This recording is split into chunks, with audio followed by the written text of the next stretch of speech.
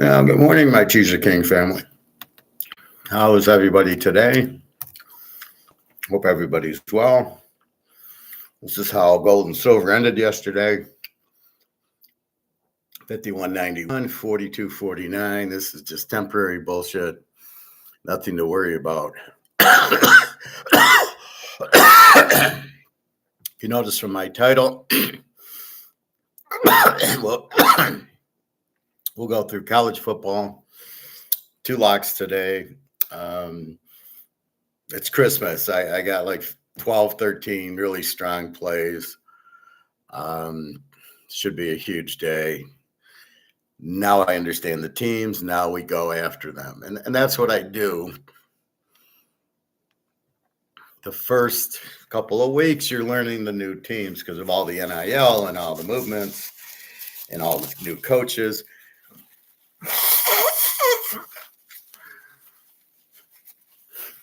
And then after about week 4, week 5, after they played the high school team and the MAC team, and then they start getting into conference, now we have a very good idea of the teams. All right, a second.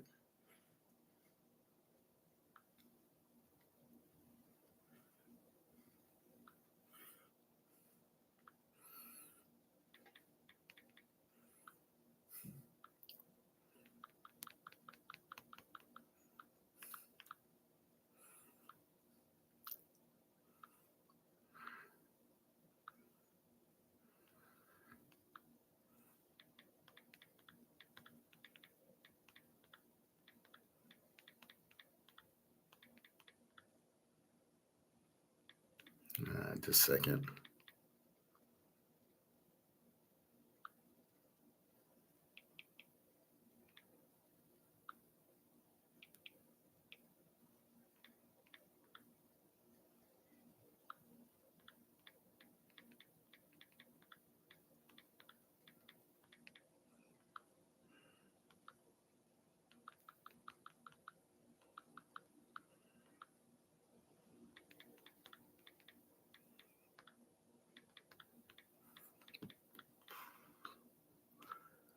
Okay, so I was watching, in the titles, Warren Buffett is clueless. And I was watching, I don't know when this was done.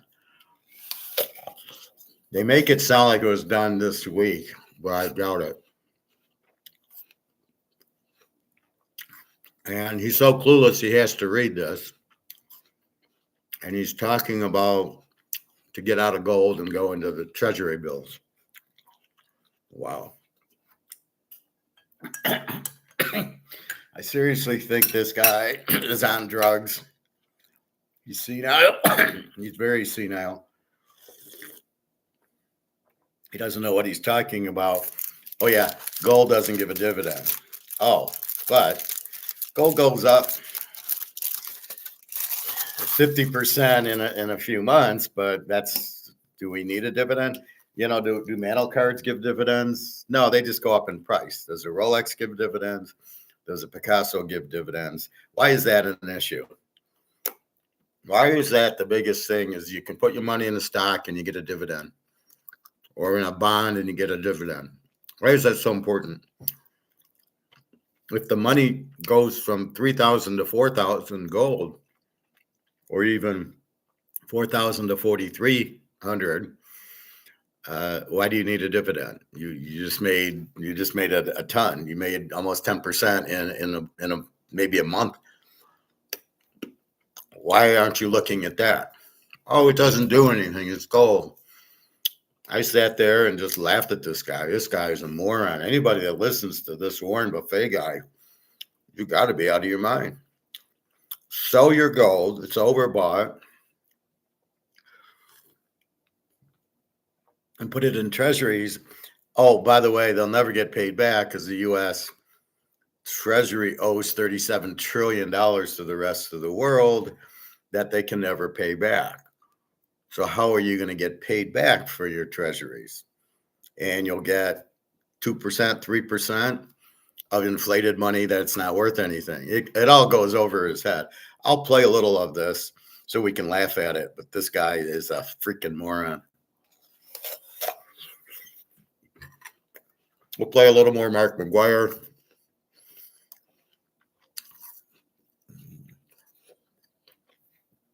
He's now seeing $8,000 gold. I think it's at least 10 on its way to 20. I mean, it's just going to keep going up.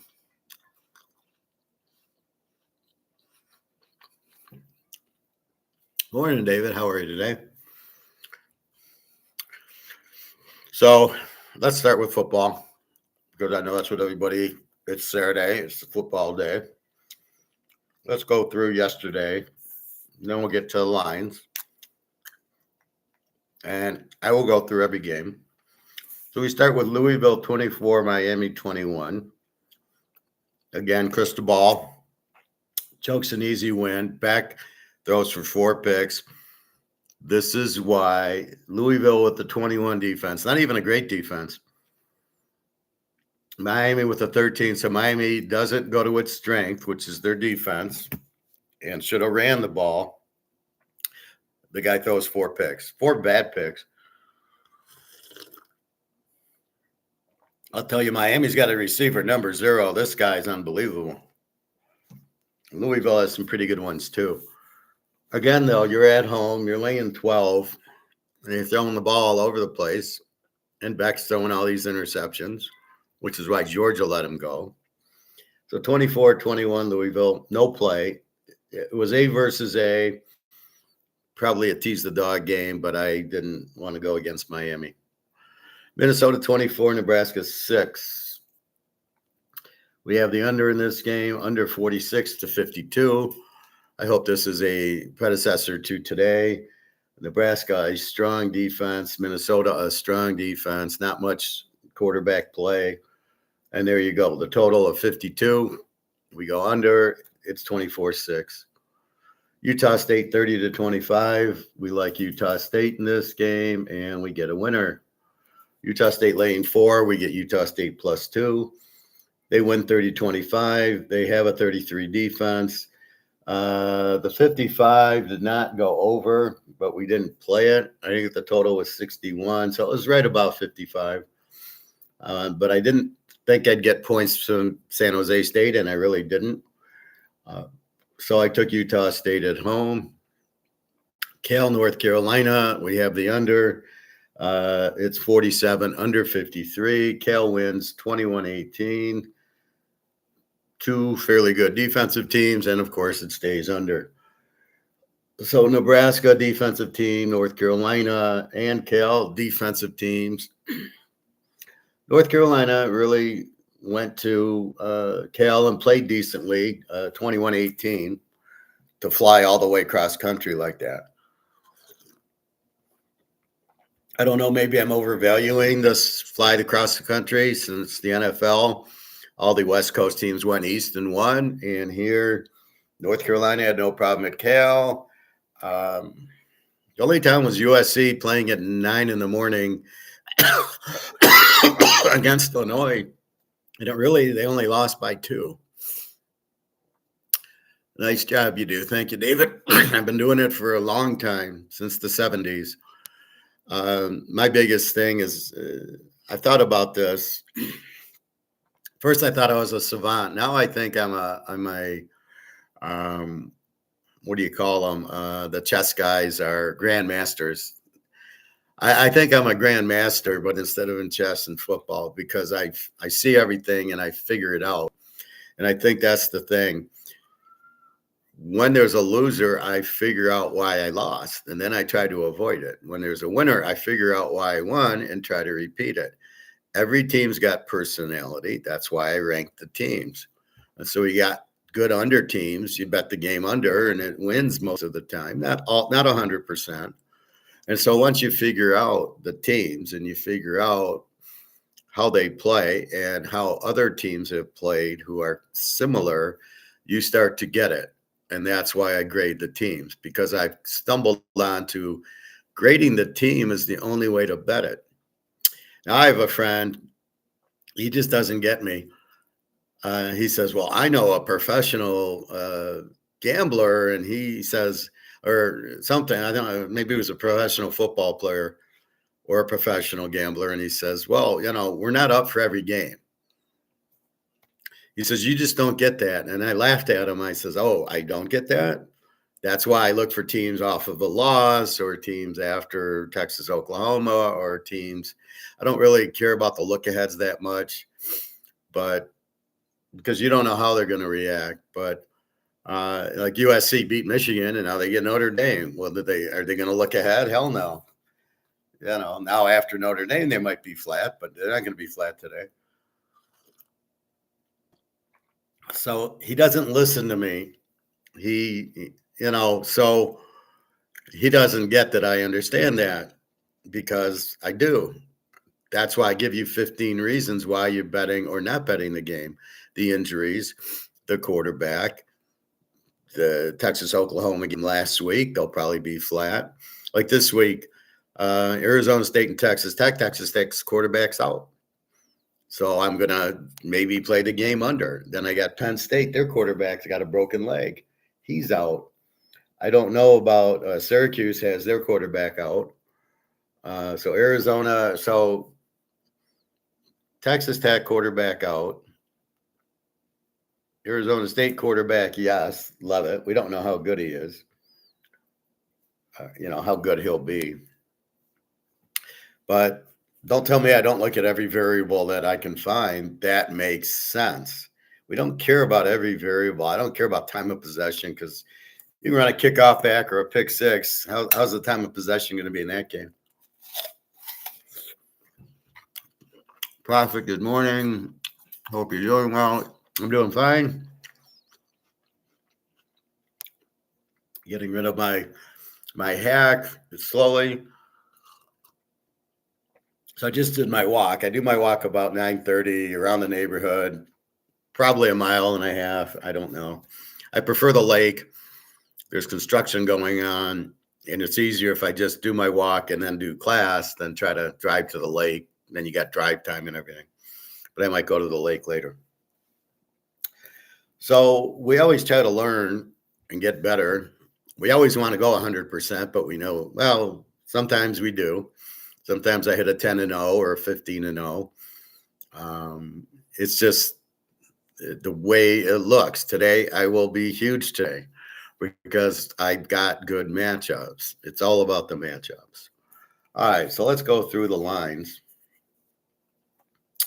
Baylor goes to TCU. TCU 3, 65.5. 2 over teams. 29 defense, 24. Baylor just lights it up. Great quarterback, Robertson. And TCU is also very explosive. And this should be a definitely high-scoring game because you have over teams. And we know that because we see the scores and we see how they play other teams. And they score a lot of points. They got good quarterbacks. Army, Tulane 10, 44.5. This is down from 46. I'll mark it 45.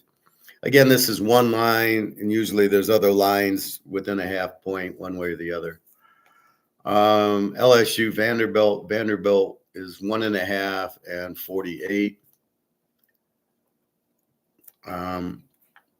Here's where I got to be careful with Daggio. We like betting Daggio. He wins for us all the time. But LSU is a top 10 team with an 11 defense. This is not where you push it. You push it against the weaker defense. Maybe if they play Arkansas or Tennessee, they do play Tennessee later. You got to just be careful. The defense will stop the offense like the pitcher will stop the hitter. I mean, you got to understand that. So that's the first thing is he's going in against a strong defense, LSU, and they're an underdog.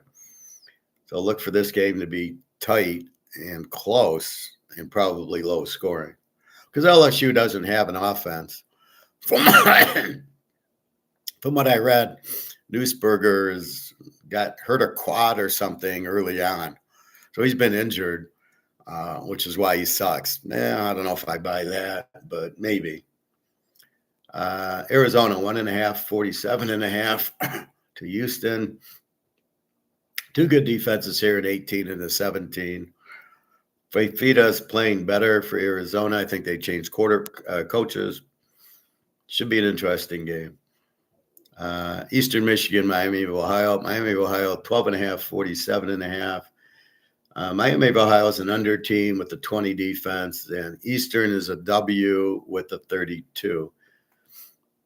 Central against Bowling Green, Central Michigan. Bowling Green, 3.5, 43.5. Central is also a W with a 28 defense. Bowling Green's an even team with a 25.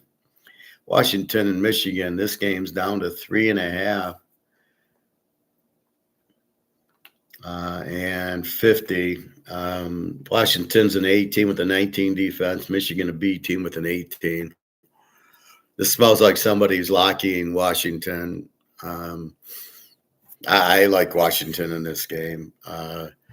Quarterback's too good. I don't like Michigan's quarterback. He doesn't know what he's doing. He shouldn't be out there, really. He should be learning.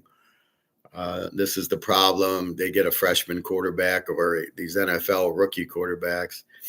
They're so not ready. Look at Joe Flacco, right? He's played 100 years in the league.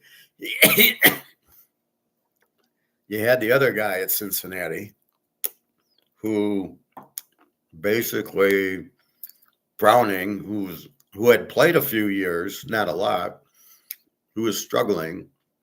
And then Burrow goes from Cleveland to Cincinnati. And all of a sudden he's got Chase and Higgins. And all of a sudden he's throwing for 30 points on Pittsburgh. Where on Cleveland paid Pitt, and I think Pitt killed him. So it shows you the receivers. He upgraded his receivers. He's pretty good. But he had experience. Everybody wants Prime Junior. Prime Junior is not going to do anything. He'll be lucky to get first downs, or he's going to run, or he'll throw these 2-yard passes. You're not going to win with Prime Junior. Excuse me.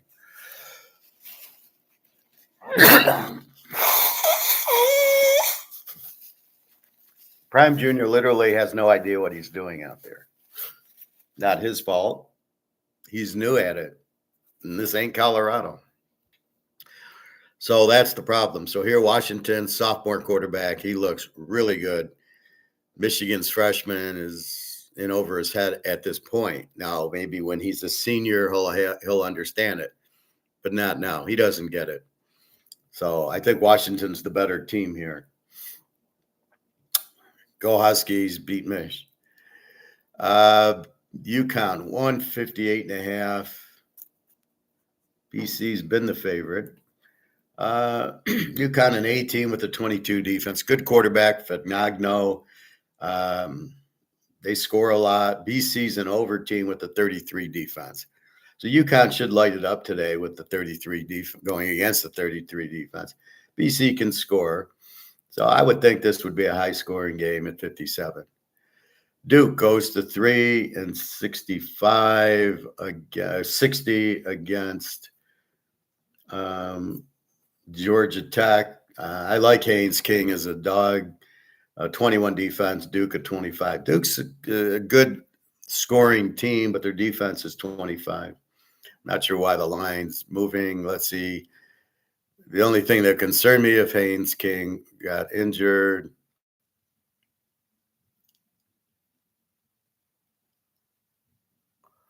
Not sure why they're showing basketball. There's really no. I'm not seeing an injury there. So I think Georgia Tech's a live dog in this game. Duke's kind of a weak favorite here. They score, but they don't have a defense. Georgia Tech's going to run it and run ball control. But this is a weak favorite because Duke is not that strong, and Georgia Tech's a very good team, and they're very live underdog. Now, if they were playing, maybe Alabama, I might be scared. But Georgia Tech went to Clemson and won. So I'm not scared of Duke. All right, Oklahoma, South Carolina. We've got Oklahoma.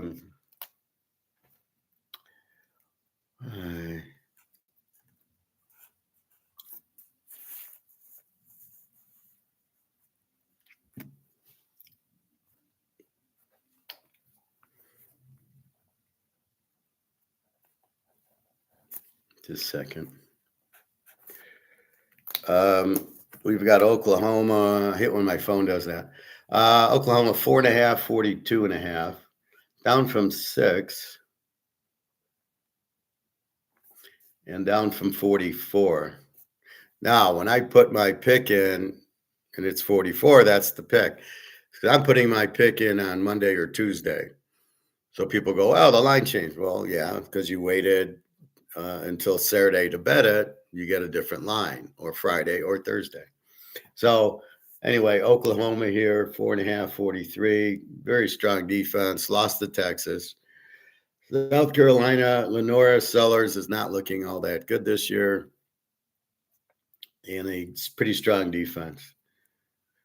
All right. West Virginia, UCF. UCF 7.5, 46.5. West Virginia is pretty bad this year. Their quarterback's injured. They're 28 defense. UCF's a B team with a 17. I don't love UCF. They're not as good as these other Baylor's and Texas Tech and Iowa State and Utah and BYU. But they're there.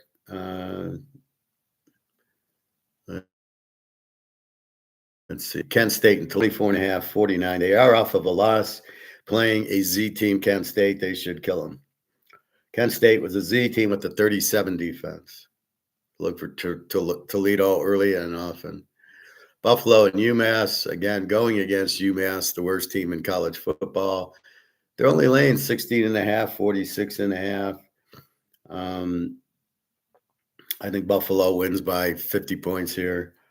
Like everybody else who plays UMass. UMass it's a 36 defense and no offense. So Buffalo will score, and UMass just doesn't have any talent to do anything. Troy and Lou Monroe. Troy 5.5, 46.5. Lou Monroe, the Z team. Troy's an E. Purdue, Northwestern 3, 46.5. I think Purdue is a live dog here. Northwestern beat Penn State. Now, are they going to be up for Purdue? This is where it's not as easy as you think. You think, well, they just beat Penn State. They'll be flat this week. Well, first of all, football, you play once a week. And where my friend's saying, well, they don't get up for every game, they're not necessarily – do you know when they're not going to be up? You don't know. Northwestern now has got confidence. Hey, we beat Penn State.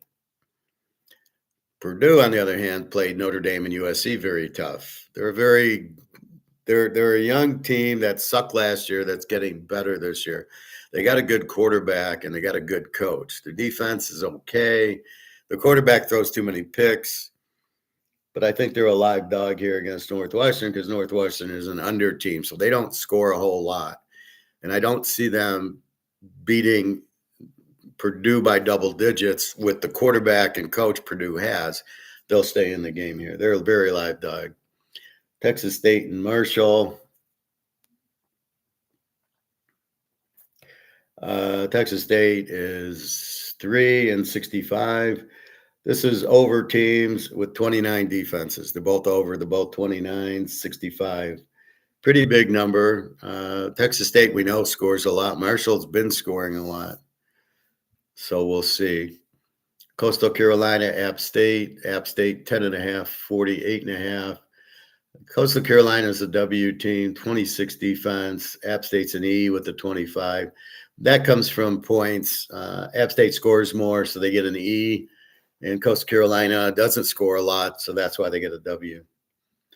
Vegas and Boise. Boise, 13.5, 60.5. Both teams are over. Vegas, 29 defense. Boise at 25. Now, we've seen Boise lose to South Florida 24-7, and we saw them against Notre Dame. So I'm not itching to go over in this game, even though both teams are over. Now, it could go over. Again, it's who you play. And Vegas doesn't really have that strong defense. So this game could go over. It's 60. You can go to 54. Probably gets there. Wyoming and the Air Force. Air Force 4.5, 57.5. down from 5.5. Air Force is atrocious this year with a 40 defense, but they score a lot. So they're an over team. Wyoming's always an under team. They never, even with Josh Allen, they didn't score. That's why I thought he was a bad draft pick, because he couldn't read a blitz, and they didn't really score that much with him. They're an under team with a 22 defense. They always play this strong defense. 4.5 and 58 in this game. You don't know what to do. You can't go over with the Wyoming, and you can't go under with an Air Force. Wyoming's not a live dog, and Air Force isn't a live favorite with the 40 defense. So just watch. A&M 7.5, 58.5. I like the over, and I like A&M. A&M's an A team with the 20 defense. Oh, Arkansas is an over team with a 30. So A&M's going to score on Arkansas a lot. I was watching the A&M Florida game, and they put up 30 something on a good Florida defense. Arkansas has no defense, so A&M will score. It's the question of their defense stopping Arkansas, but it is at Arkansas. So I think this will be a good game. I think, like I said, I think it goes over, but I think A&M wins. It's one of those games you can probably do either or. Temple and Charlotte. Temple 11.5, 48.5 to Charlotte. Temple's an over team. Simon, their quarterback's like 13 touchdowns and no picks for Temple. They got a new coach. They're much better. They're an over team. And Charlotte's a Z team with the 32 defense. I look for Temple to win by double digits here. Akron, Ball State. Akron 1.5, 43.5. Ball State was favored. I don't really get it. It's Z versus Z, and we can't play a road favorite who's a Z team. So now I like Ball as a home dog. It's hard to really understand over or under here. Both teams, obviously, with bad defenses because they're Z teams. So you don't know what to do with it. But normally these games go over because both teams can score so easily. Again, they're a Z team against better competition. But playing the high school teams, they tend to score here, especially with an over of 43. Ohio State, Wisconsin. Ohio State gives up no points. They got a 6 defense after 7 weeks. That's the average. So this is like the Georgia defense. Ohio State 25, 42. Go either way here. Ohio State, go under. Wisconsin's got nothing. A 22 defense. It's getting low, the total, but probably still doable. And especially at a teaser 48. Yeah, Wisconsin's not scoring in this game. Michigan State, Indiana, the coach just got a $93 million contract, which seems crazy. But since it's in U.S. dollars, we know it's not worth anything.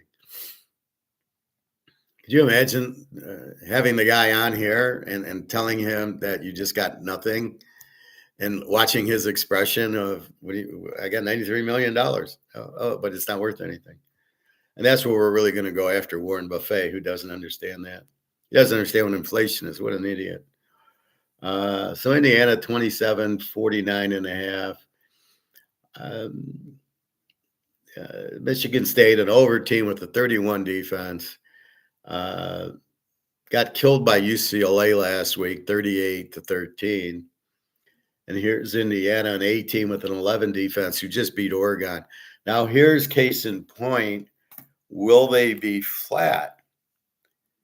And that's where it's very difficult to figure. Being college football, you play once a week, you're playing for a playoff spot. Unlike pro football, where you can lose some games, it doesn't matter. Look, Kansas City, they're the best team. They got 3 losses because they played a tough schedule. In college, you can't have 3 losses and make the playoff. Now, Indiana is 6-0, winning against Oregon and killing Illinois and beating Iowa. So they have some good wins. I don't think they'll be flat at home. even though they went to Oregon and won. Yeah, it's travel, but I think because the way the type of team it is, it's a very strong defensive team with an 11 defense.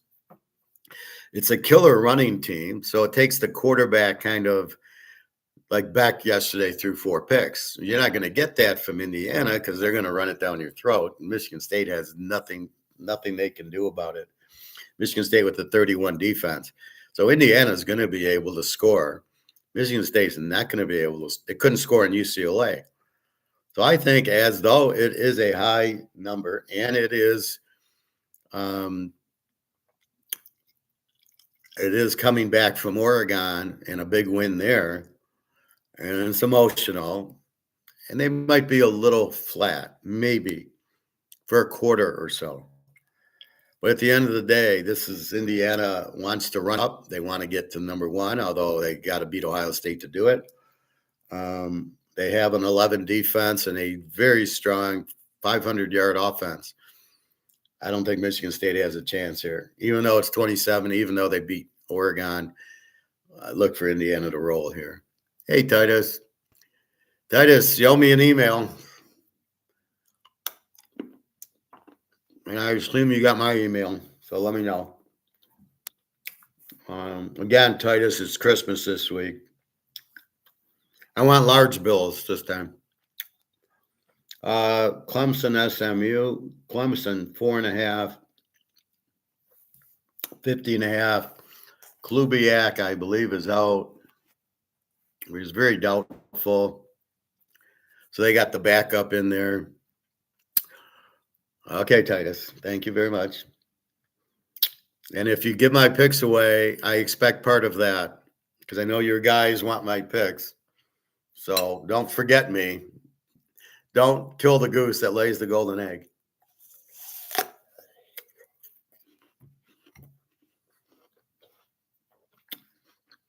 So Klubiak is out, or he's very doubtful. Clemson with an 18 defense. SMU is a very good team, 22.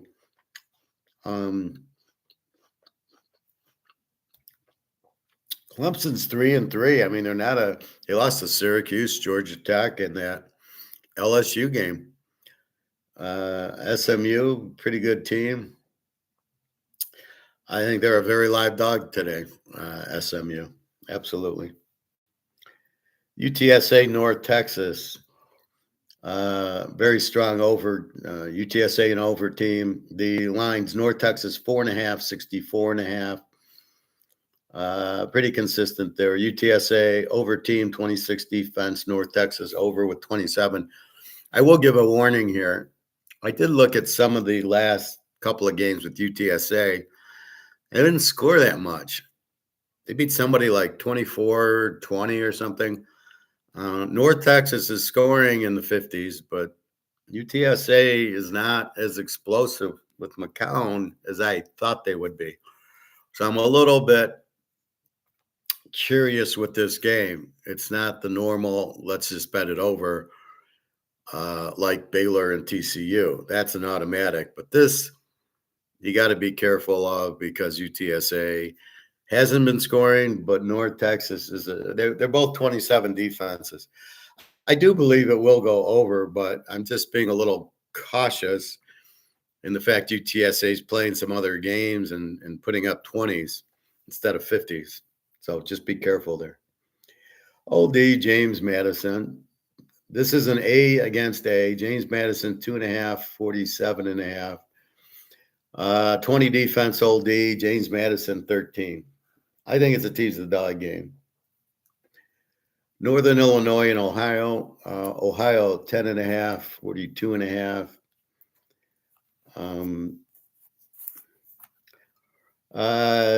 Northern Illinois an under team, 20 defense. Ohio's an over team with the 26 defense. This will be a tough game for Ohio to dominate Northern Illinois. I think it'll be close. I think the line's a little high. Georgia and Ole Miss. Georgia 57.5, up from 56.5.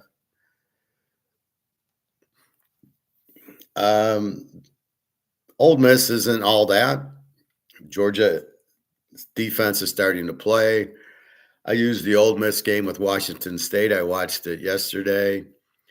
Ole Miss against Kentucky, Georgia, fucking Bama. I just don't think there'll be points in this game. Ole Miss has a running quarterback. I'm back to Georgia under in these type of games. Ole Miss shocking with the 24-21. They got a running quarterback, and Georgia will eat them alive because Georgia's defense is faster than the quarterback. So look for a typical SEC, definitely under, what is this, 57.5. So this is 58. And I just don't see, we can go under 64 with Georgia. I mean, this isn't Tennessee. Ole Miss is not that strong of an offense. They started off against the high school team and they put up a lot. Then you see them against Kentucky. And then you see them against Washington State, who's basically South Dakota. The coach is South Dakota, and he brought all the players from South Dakota. So Washington State's basically a Division II team from all the South Dakota players. All right. Memphis, 21.5, 62.5 to UAB. Memphis, an A team, 16 defense. UAB, an over team, 41 defense. So does UAB backdoor? Do we get over? Well, I think UAB also let their coach go. Trent Dilfer was their coach, and they fired him. So probably the 41 defense doesn't help you. Texas Tech, Arizona State. Texas Tech is 7 and 50.5. And it's confirmed the Morton Texas Tech quarterback is out. It's confirmed that Leavitt, the Arizona State quarterback, is in. So you have Will Hammond, the backup at Texas Tech, who's very good. That's the thing about Texas Tech and Baylor. Even if they lose their starter, their backups, all pro also. Games at Arizona State, very strong defense, 24. Texas Tech, a strong defense, 22. This is a 51.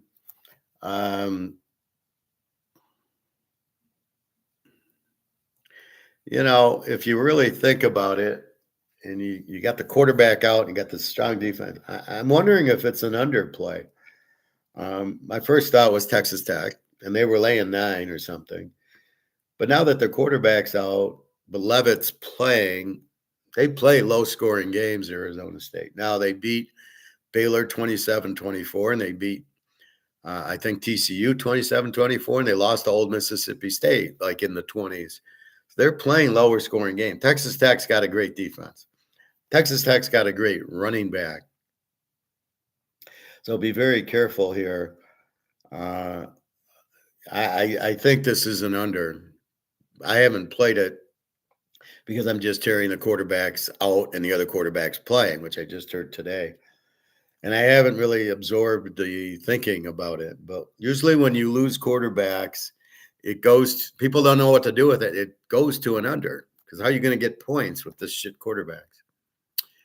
Titus in Vegas right now, and it's empty. No surprise. Be careful where you eat and where you drink. What hotel you staying at? When you sweep the board today, Professor, we win big. Get ready for that. This is such a pocket aces weekend in college. It's unbelievable. I mean, my spider senses are off the charts. You know how I feel. And today I'm feeling so many games. Where are you staying at, Titus? And be careful of the resort fees and the drink fees and a $50 hamburger with all the fees. If somebody tries to give you fees on your hamburger, tell them the fuck off. Maybe go eat at CVS. You get a nice salad or cantaloupe and Fritos and a pop, and you can eat pretty nice yogurt and stuff like that. You're at the Stratosphere. It's too bad the Stardust is gone. I love staying at the Stardust. Well, hopefully they're not as expensive. Now, how's their sports book? Can you watch the games there? I wouldn't even try to go to Caesars. They want to charge you $150 to watch the games, and they got rid of their poker room. So just tell them to fuck off. MGM's terrible. So enjoy. We start soon. It's almost 11. All right. Old Mississippi State and Florida. Florida 9.5, 50.5.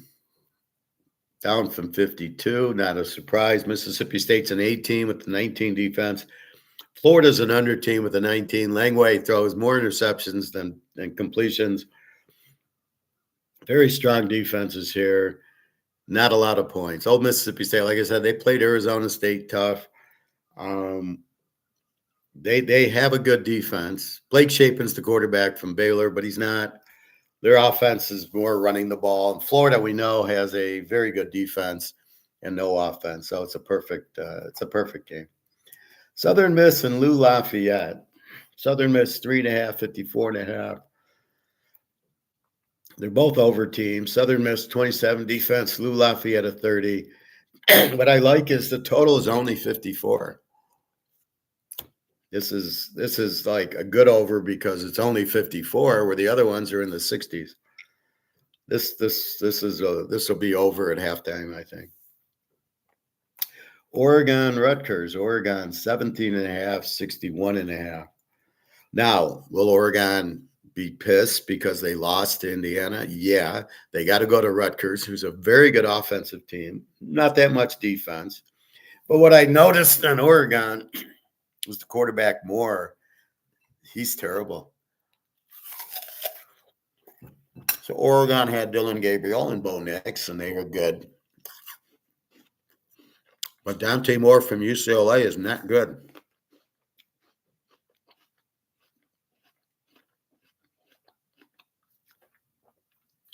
I don't buy Oregon here. I keep coloring myself with my pen. I don't buy Oregon. Traveling to Rutgers, it's a 6:30 game. I don't buy Oregon at all. I wouldn't lay 11 with the 10-foot pole with your money. I think I like Rutgers in 23. I think they'll be emotional for this game. But I don't think Oregon's all that. I don't think this quarterback is very good. He didn't look good against Indiana. Threw a lot of interceptions that were really bad ones. Yes, you can watch a lot of the games. Oh, okay, enjoy. Hopefully you can get some decent food and drink. That's not this bullshit. But yeah, I don't know what to say about Vegas. It's very overpriced. As I said, in our world, as I teach economics, there's a market, and then you're supposed to price it at market. And it's supposed to be what's demanded. And what Vegas is doing is not only here's the market trying to sell things up here, but they're trying to sell you things you're not asking for. Resort fees. I don't agree to that. Higher liquor prices, paying for the chef, paying for on the strip. This is bullshit. So my cost is here, and you're charging me up here because of all these bullshit fees. If I was there and I ordered a $29 hamburger, I'd be out of my mind in the first place. But if they charge me $50 for it with all these fees, I'd tell them to fuck off. I'm paying you $29. But I wouldn't even go and pay $20. I wouldn't even get a $29 hamburger. I would just find, I'd go to, I'd really, where you should go for food that should be very good, but not very expensive, is Tuscany. I've stayed there many times. If you go to Caesars and go left and you go in towards the city, it's about a 5-minute walk, 7-minute walk. But in there's the normal coffee shop, and you can get bacon and eggs and hamburgers and fried chicken and all the good stuff that we want at reasonable prices. So I might go there for a lunch or a dinner. Maybe the Stratosphere is not too expensive. It shouldn't be. But that's what I would recommend to eat at, is the Tuscany. But, I don't know. Caesars and Bellagio are killing themselves. $100 buffets, just tell them to fuck off. And it's not like it's caviar and, New York strip and lobster. It's not. It's just normal food. They think we're stupid. All right.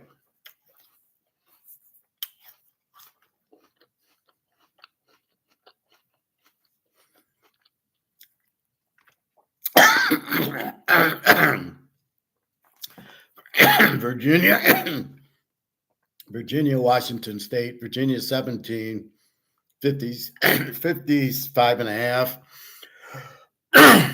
I watched Washington State in Old Miss, and I wasn't really impressed with Old Miss, and I really wasn't impressed with Washington State.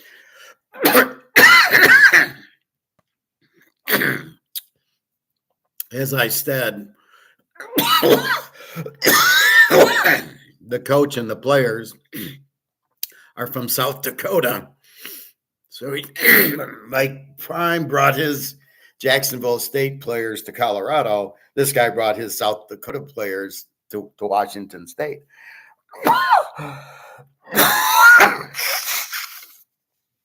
Sometimes when I eat my apple, it chokes me. I kind of eat it wrong, and it gets caught in here.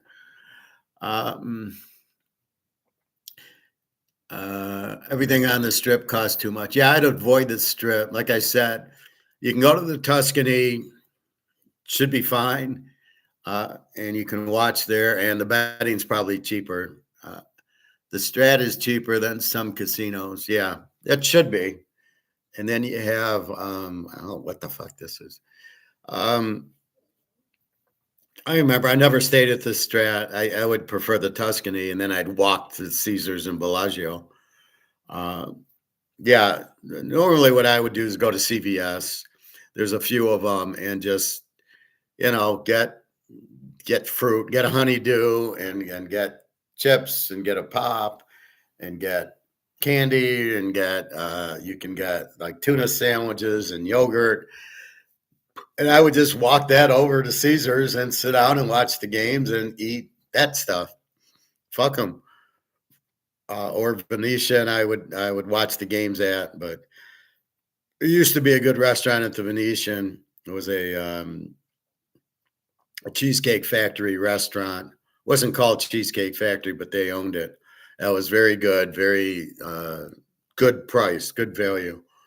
I don't know what's there now. If you play poker, don't play at the Wynn. Too many professionals go. But you can play at the Venetian. Is a good place. Anyway, try to enjoy. You know what you're into, so you know what you're up against. So Tuscany, I think you'd like, especially for a nice meal. That's not $1,000. So Washington State, Virginia. Washington State's got a bunch of South Dakota players. Virginia, we love our quarterback. It's a little high number, 17. This is where are they going to be up for this game? It's not a conference game. Maybe they win by 30 with their quarterback. It's a big number. Be careful with it. Hawaii, Colorado State. Colorado State, 2.5, 54.5. Hawaii's playing very well. They beat the Air Force. Colorado State's an E team, 26 defense, Hawaii at 23. Hawaii might be a live dog here. They're playing pretty well. Texas and Kentucky. Texas, 12.5, 43.5. Now, this gets into, are they going to be flat after the Oklahoma game? I would have locked this game under had Kentucky been a better defense, but Kentucky's got a 27 defense, and this is what scares me. They gave up 30 to Ole Miss in a 53-point game. This is 43, maybe a 44. I don't like this as an under because I got an 11 against the 27. That leaves me taking Texas. They're probably going to be flat after beating Oklahoma, and they got Arch Manning, who's a terrible quarterback. So I don't have it. This is probably an under game, but I don't like Kentucky. Although I think this game will be under 50, but Texas might win 24-3 or something like that, but I don't want to touch it. UCLA, my team, 352.5. Maryland, a B team with a 16. UCLA, a B team with a 29. But these are old trends because UCLA beat Michigan State 38-13 last week. Having it over, we won. Watching Maryland and Nebraska, I did spot something. Maryland's quarterback looked pretty good. Washington, I thought, well, he's just one of these runners, but he's a good thrower also. So now I'm sitting there going, I don't know. Maryland can score in this game. UCLA doesn't have a killer defense. It's a good defense. It ain't a 10 defense, not a Georgia defense or an Oklahoma defense. So I'm sitting there going, okay, let's see.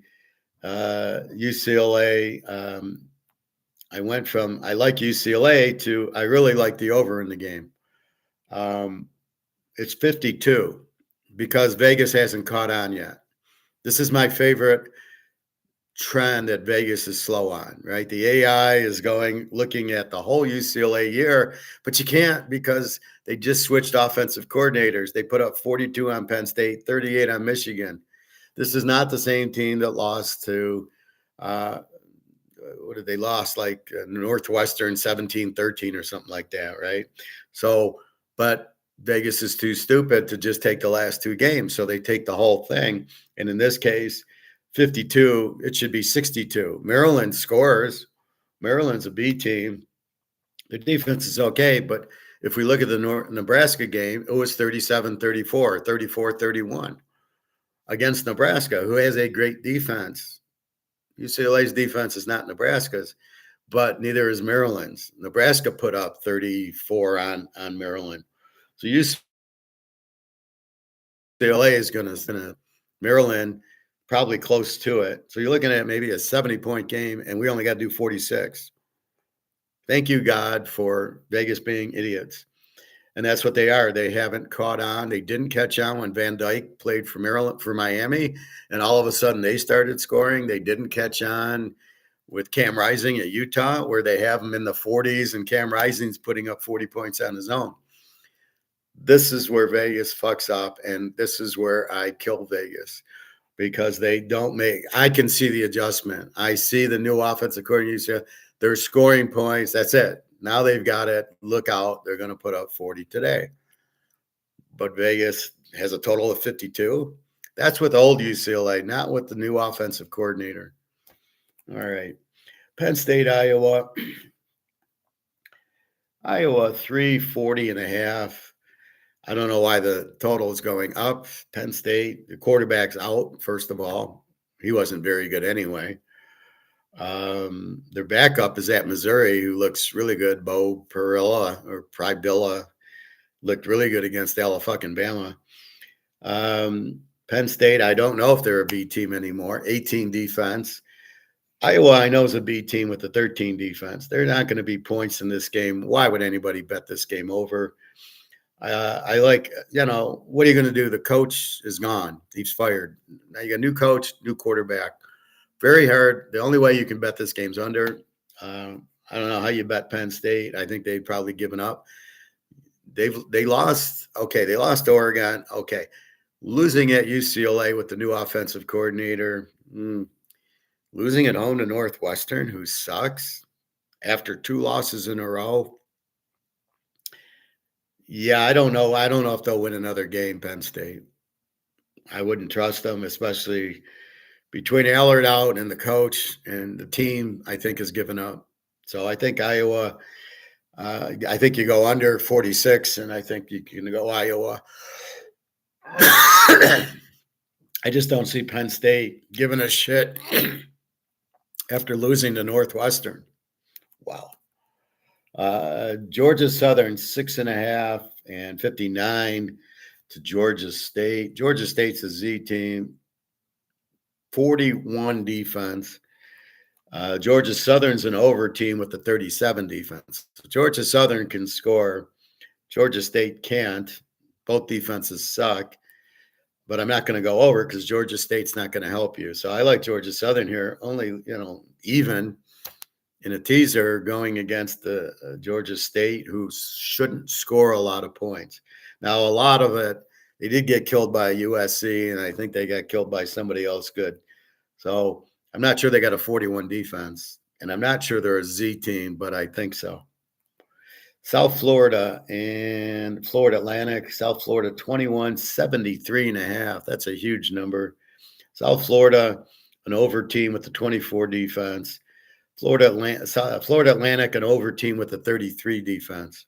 So you got two over teams, but South Florida played, but Miami, they got killed. Florida was an under. Boise was an under. I'm not sure this number 73 is right. I'm not, you're playing a 24 defense. I think South Florida kills them, but I don't think it's an over game. I'd be careful there. Our favorite, USC 10-59.5. Why in God's name is this line moving that way? This is your free play. I played USC last Sunday at 10.5. This is a joke. Oh, Notre Dame needs the game to make the playoff. Well, so does USC. So is USC going to lie down because Notre Dame needs the game in a heated rivalry? Maivia is a much better quarterback than Carr. USC 21 defense, Notre Dame with 20. I did watch Notre Dame get 41-40 by A&M. I did watch them lose to Miami, who just lost to Louisville. Okay, Notre Dame beat a weak Arkansas team who has no defense. Notre Dame beat Purdue, but Purdue got 30 on them. And Notre Dame beat Boise with 4 turnovers. So they're playing better, but here comes USC, who I'd say is Texas A&M. At first thought, my first brush was to go over in the game, as I love USC over every week. However, if you're going to give me 10, I get 16 in USC, you got to be kidding me. So that's our free play. Take USC and 16 off to the bank. I mean, that's my spread's about 3. Why is Notre Dame so much better? They've lost 2 games. Oh, they have to win because they lost 2 games. They're not that good, losing to Miami. But then you lost to A&M with a pretty running quarterback in Reed, who can also throw, and that's basically what you got with Maivia. Good, he can kind of run, but he's a good thrower. You've got whatchamacallit, the coach, who is he'll come up with a good plan, and Notre Dame is not all that. Okay, they beat Boise 24-7. There's no way they're beating USC by 16. No fucking way. Can USC win? Absolutely. My score, USC 34, Notre Dame 31. That's the score. This is going to be a battle. Oh, yeah. And by the way, USC just beat Michigan, who has a much better defense than Notre Dame. Michigan's defense is where are you, Michigan? It's an 18. Notre Dame's a 20. And they went up and down the field on Michigan. They're going to go up and down the field on Notre Dame. Notre Dame will be lucky to win the game. You got 10, and then we tease it to 16. Are you kidding me? This is death right here. Would you ever take Notre Dame -4 in this game? Never. You can't count on them. Oh, they're going to beat, they're not a bad USC team. People aren't giving Maivia credit. They're not giving this year's team credit. USC is 5-1 with their loss at Illinois at a 9 a.m. game. This game happens to be 7:30 at night, which is good because it's now 4:30 game for Notre Dame, for USC. So they don't have the time change problem they had at Illinois. And they just beat Michigan. So I don't know what you're looking at. Michigan's always a pretty good defense, good running. Notre Dame's got good running and a good Notre Dame and Michigan are very equal, and USC killed Michigan. So this is the field game of field games for me. This is, as I say, I'm a grandmaster because when you watch the grandmasters in chess, they see the board without looking at it, and they feel the board and they know what moves to make. This is a field play. Take USC all the way. Profit USC for the win here. Well, I think they could. Tuscany is good. Yeah, Titus, go to Tuscany, have a nice lunch or dinner. I don't know how long you're there because I'm sure you don't want to pay resort fees, and you certainly got to be careful. If I flew in, I wouldn't have parking, so I would go to Tuscany, but they do have resort fees, but they're not that much. And then it's a maybe a 5-6 minute walk to that. I'll give you a quick story. So I'm walking. It's a Sunday morning, and I'm going to Caesars to watch pros, and I'm walking from Tuscany to Caesars. And after the first block, there's a little area with a guy with his dog playing homeless with a tent, and I give the guy $20 for luck, right? Because it's a Sunday and I'm betting. And I go, "Do you bet football?" And he goes, "Yeah." Loved it. "You're homeless. You bet football." So I gave him a game. I gave him my lock. I gave him the $20 in my lock, and the lock wins. So he thanks me on the way back, but he's there with his dog. Now, let's see. You're homeless with no money. You're going to have a dog? Oh, okay. You can't feed yourself. Now you got to feed the dog. And I'll never forget that. And it just showed you that these homeless guys are not homeless. They probably make more money than we do. And he's going, "Yeah, I bet football." "Oh, you don't have money for food, but you're going to bet football." But I didn't mind giving him money, and then I won my game. So that's the point of it. All right, Alabama, Tennessee. Alabama 9.5, 58.5. So I assume the running back's playing. The running back was questionable. I can't think of his name, but who gives a shit what his name is? Names are for tombstones, right? Alabama 9.5, 58. This game goes to 70. Tennessee, Georgia 42-40. Tennessee puts up 42 on my Georgia team. Alabama's defense is not that. It's a 17. Tennessee's a 29. Look for Alabama to score early and often. Look for Joey Aguilar to have a big day here. It's a big rivalry game. This game lands in the 30s, so it'll be a 65, 70-point game. Pitt at Syracuse. Pitt 9.5, 54.5. The spread's down from 11 for some reason. Not sure why. Syracuse quarterback's out. They got to back up Collins in. Pitt's an A team, just beat Florida State last week, 21 defense. Syracuse an over team, but that's more with the other quarterback. They did beat Clemson, but I think with the other quarterback. And a 29 defense. Look for Pitt to score early and often. Pitt 9.5. I think Pitt 3.5 wins, but be careful. Now here's where they could be flat. They beat Florida State last week. And, but again, it's college. I think you're less flat in college because there's fewer games and you have to win them to get to the playoff. In the pros, you can lose 2-3 games, and as long as you win your division or wild card it, you're fine. Profit USC for the win here. Well, I bet them. I assume.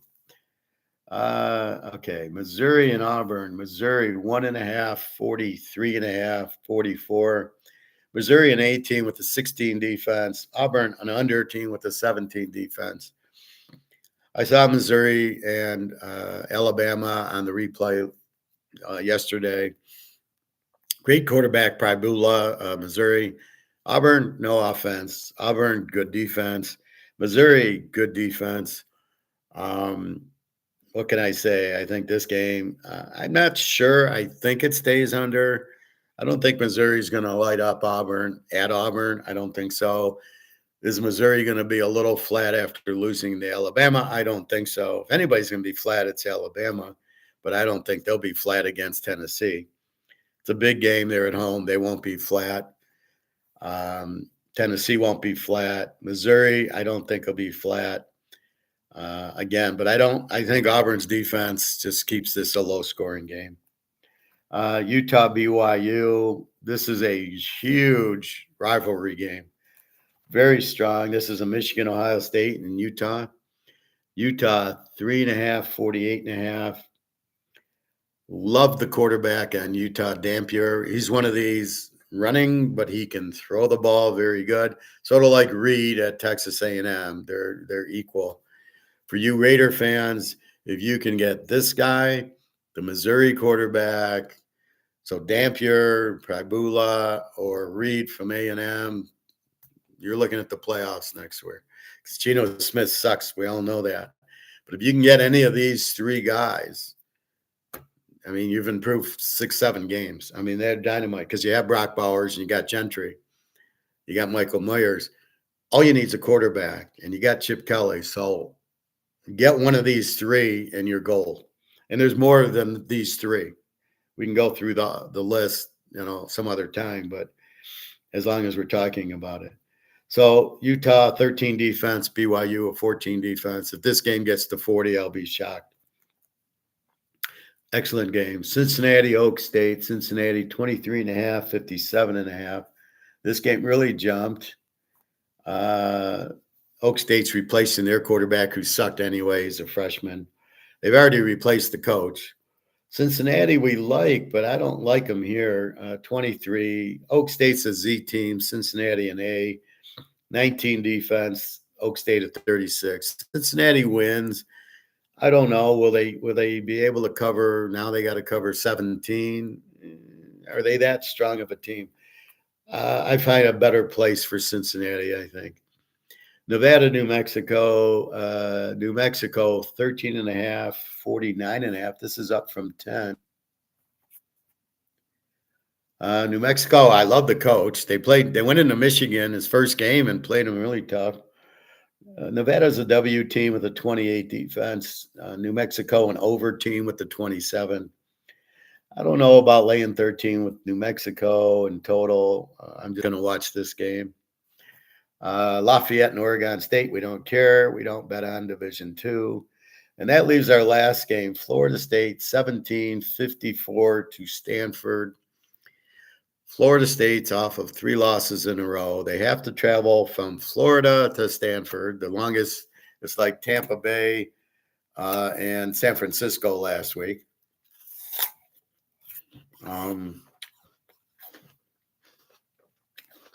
Tampa got the win.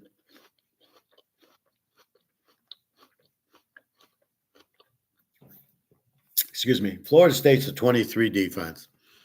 We thought it was better after playing Alabama, but then what happened to them? My Virginia team put up 50 on them. They held Miami 28-22, but then my Pitt team beat them 31-30. So they're very susceptible to good throwing quarterbacks. Virginia and Pitt have good quarterbacks. 2 more for you, Raider fans.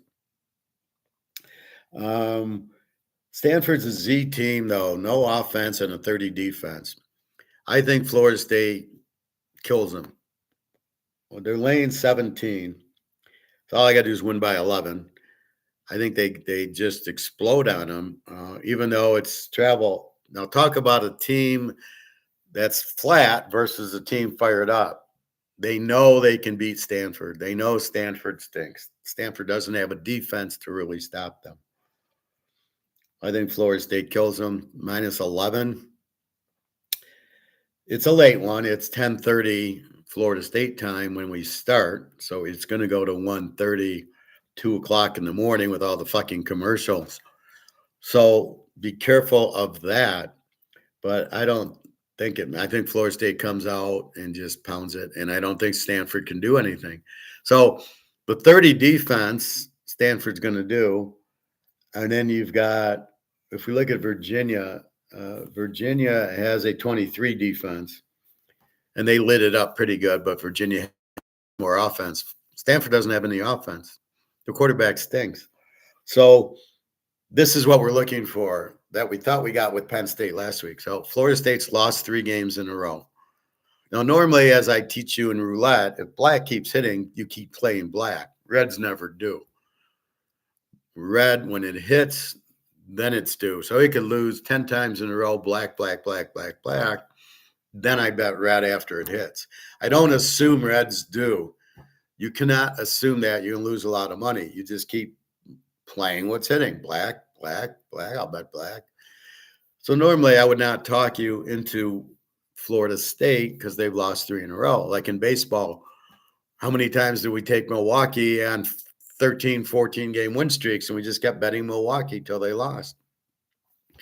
But this is different. It's football, and it's a good team off of 3 losses to 3 good teams. And they get the Z team. They're going to kill them.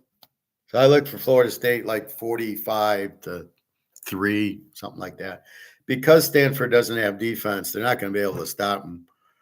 Castellanos isn't that good. He does run. I think he'll run all over Stanford.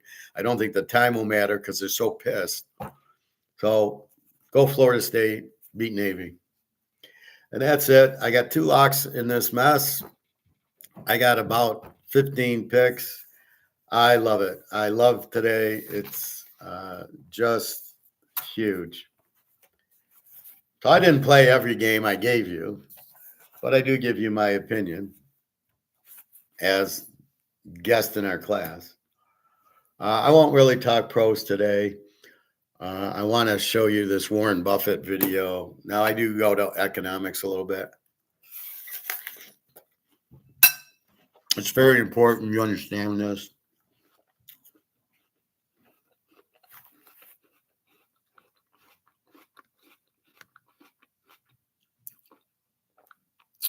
So let's rip Warren Buffett, should we? Yeah, let's do it.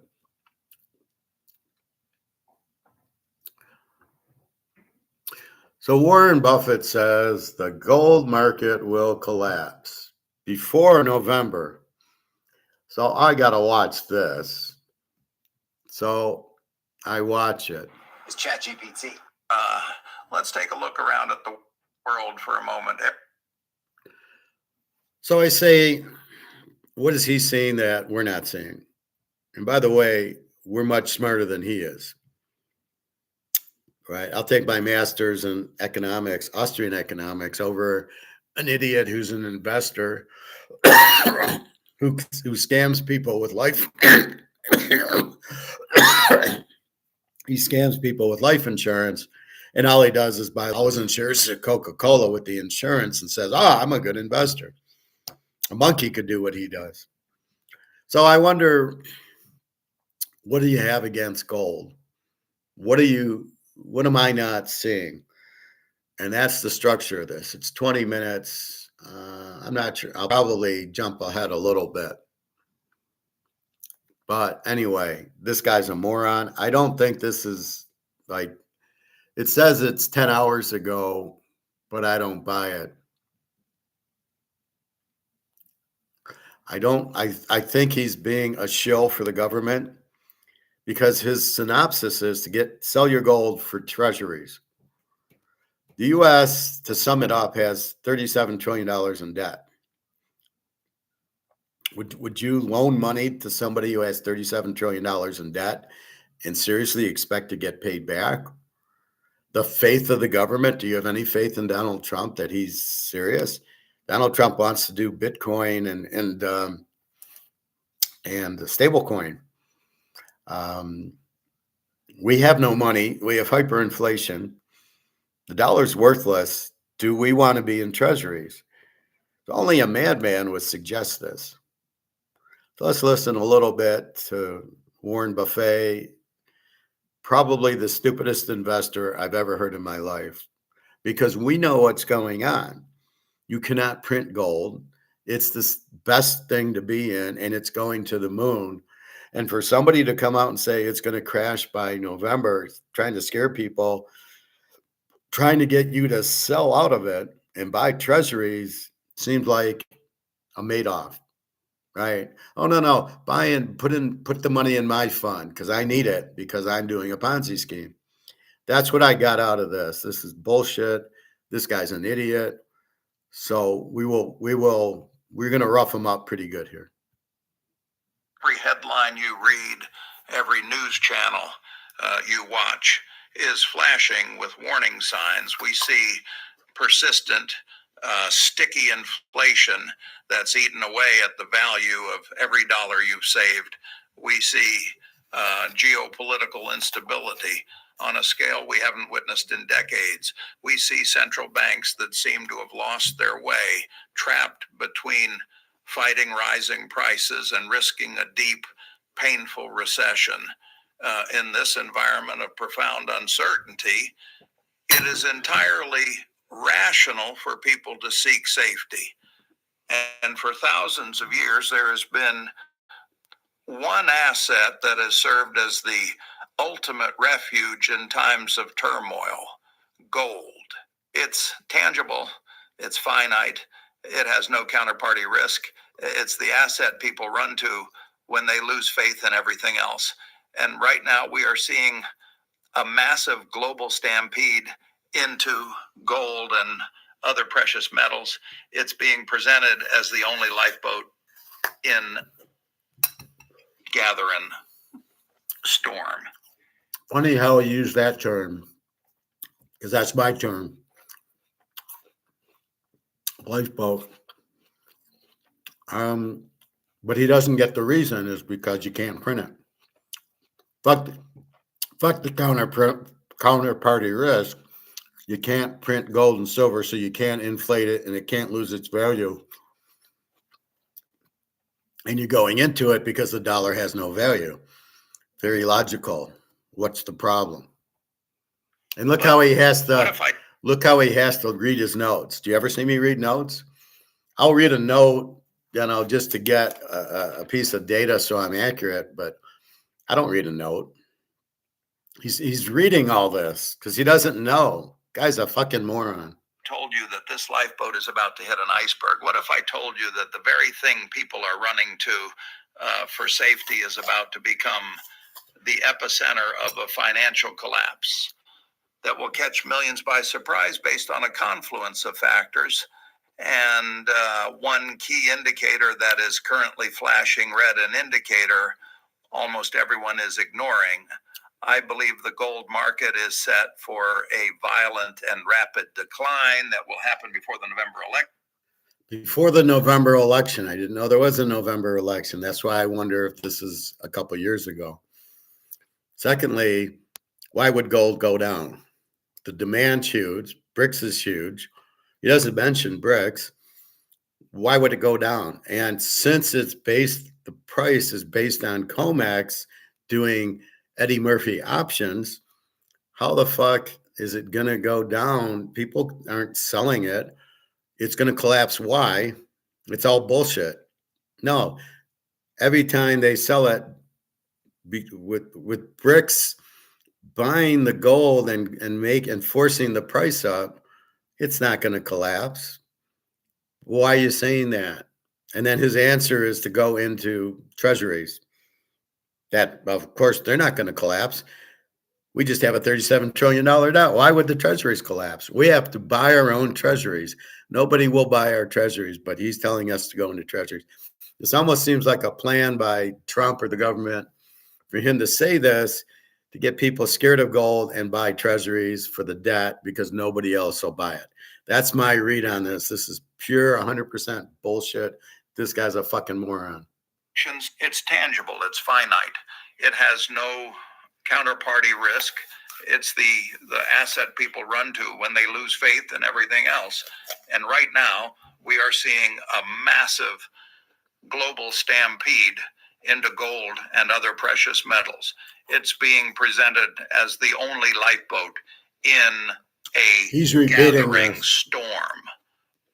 But what if I told you that this lifeboat's about to hit an iceberg? What if I told you that the very thing people are running to for safety is about to become the epicenter of a financial collapse that will catch millions by surprise based on a confluence of factors and one key indicator that is currently flashing red, an indicator almost everyone is ignoring.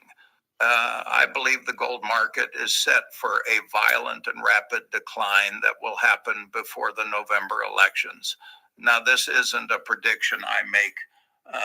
See, he just repeated that. So he said everything twice. That's how AI is doing this. It's going to go down. Why? Why would you sell any gold to get back in the dollar that's being printed to death that has no value? For something that has value that can't be printed, that is extremely limited, that everybody is jumping into. He makes 0 sense. Lightly, but the evidence is becoming overwhelming. What evidence? And my purpose today is not to scare you, but to prepare you, because by understanding the true forces at work, you can sidestep this coming collapse. And by the end of this presentation, I'm going to reveal the exact nature of this critical indicator. And more importantly, I will outline a simple two-step strategy to not only protect your wealth, but potentially position you to profit from the aftermath. So please stay with me. The most crucial information will come at the very end. First, we have to understand the psychology of the current market. Why is everyone so certain that gold is the answer? It's because it's a simple story. World is scary, buy gold. It's an easy narrative to grasp, and it appeals to our most basic instincts for self-preservation.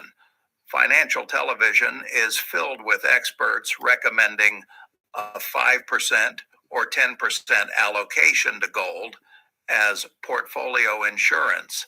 And in normal times, that might be prudent advice, but these are not normal times. What we're witnessing right now is not a prudent strategic allocation. It is a speculative mania driven by fear. And driven by fear. Are we in gold because we're afraid? No. We're in gold because we're smart. We're smarter than the average bear. Why are we in gold? Because we're smart enough to realize this and this are worthless. Are we afraid? No. We know this has no value because they're printing it and printing it and printing it.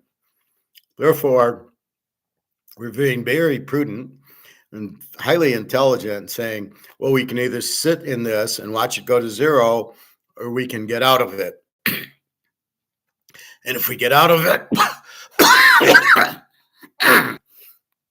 using my term, we go to the lifeboat because we're on the Titanic. And I don't like how he stole my term, lifeboat.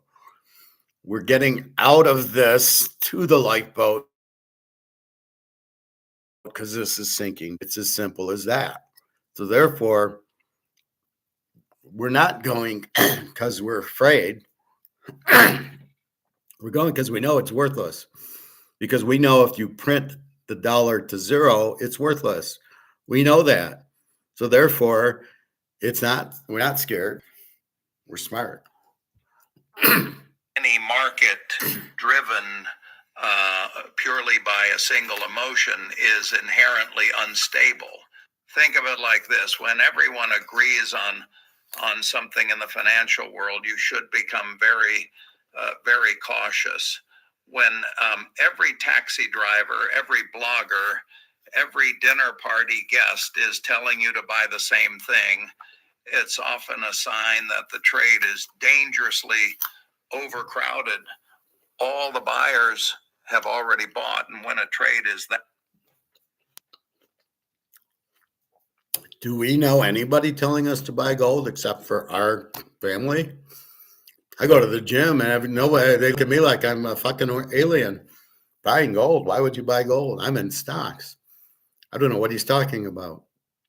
Nobody's telling you to buy gold except here because we understand it. Mark McGuire says they're trying to do this new 60-20-20, 60% stock, 20% bond, 20% gold.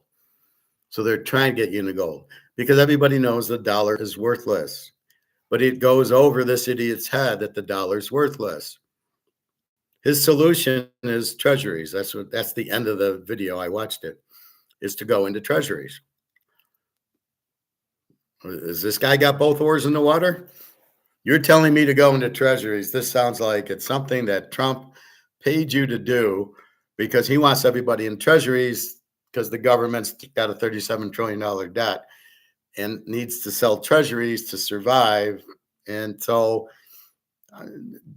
nobody's selling their gold to get into treasuries. This guy, if this is this guy's thing, I would never listen to him on any investment at all. He's clearly clueless, as I say. All right.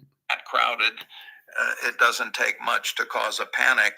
A single piece of news that contradicts the prevailing narrative can cause a stampede for the exits. And because the door is so small, the price collapses under the weight of everyone trying to get out at once. Gold right now is the most crowded trade in the world. Stampede is coming much. That's bullshit. It's the stocks, it's the Amazons, it's the Microsoft, it's the Bitcoin. That's the most crowded trade in the world, not gold. Gold is very small. And gold, okay, it's getting help from BRICS, but compared to Bitcoin and compared to stocks, gold's like this. What's he talking about? This is the problem. People talk, they make no sense. Sooner than anyone thinks. I'll explain what that catalyst will be in just a few minutes. But first, we need to look at what the mainstream analysis is missing. Most financial analysis of gold focuses on the wrong things. They look at inflation, they look at mining supply, they look at jewelry demand from India and China. These factors matter, but they are slow moving, and right now they are secondary. They are noise, not the signal. Inflation is the signal, but he doesn't know what inflation is. Inflation's printing the money to zero, which is what you've done. You've inflated this to zero. That's our cue to get out of the dollar and buy gold because you are using inflation, but he doesn't know what inflation is. So how can he make any comments when he's clueless? Fucking idiot. The true driver of the price of gold in our modern financial system is far simpler. It's a tug of war between two powerful forces.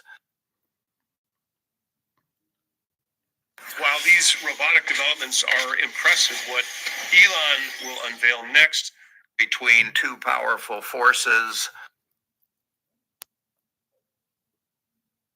fear and money, or more specifically, the perception of risk versus the opportunity cost of holding a non-yielding asset. Gold pays no dividend, it generates no income, it just sits there. It's only a Did he just say it generates no income? So we have 100 ounces of gold at 3,000. Now we have 100 ounces of gold at 4,000. So we've made $1,000 an ounce. It went up $1,000 times 100 ounces. We've just made $100,000. Can you explain how that doesn't generate income? Can you explain how a dollar generates income? You can't. A stock can generate income or it can generate loss. If Microsoft goes, you buy it at 100, goes down to 50, you've lost money. A bond, you got to worry about inflation that you're even going to get the value back. So what's he talking about? Gold doesn't generate income. So what's the 100,000 we just made from 3,000 going to 4,000? Or from 4,000 going to 4,400, we just made 40,000. How did it not generate income? If the price goes up, we've generated income. We don't need dividends because we're making income because everybody's piling into it because they know the dollar's crashing.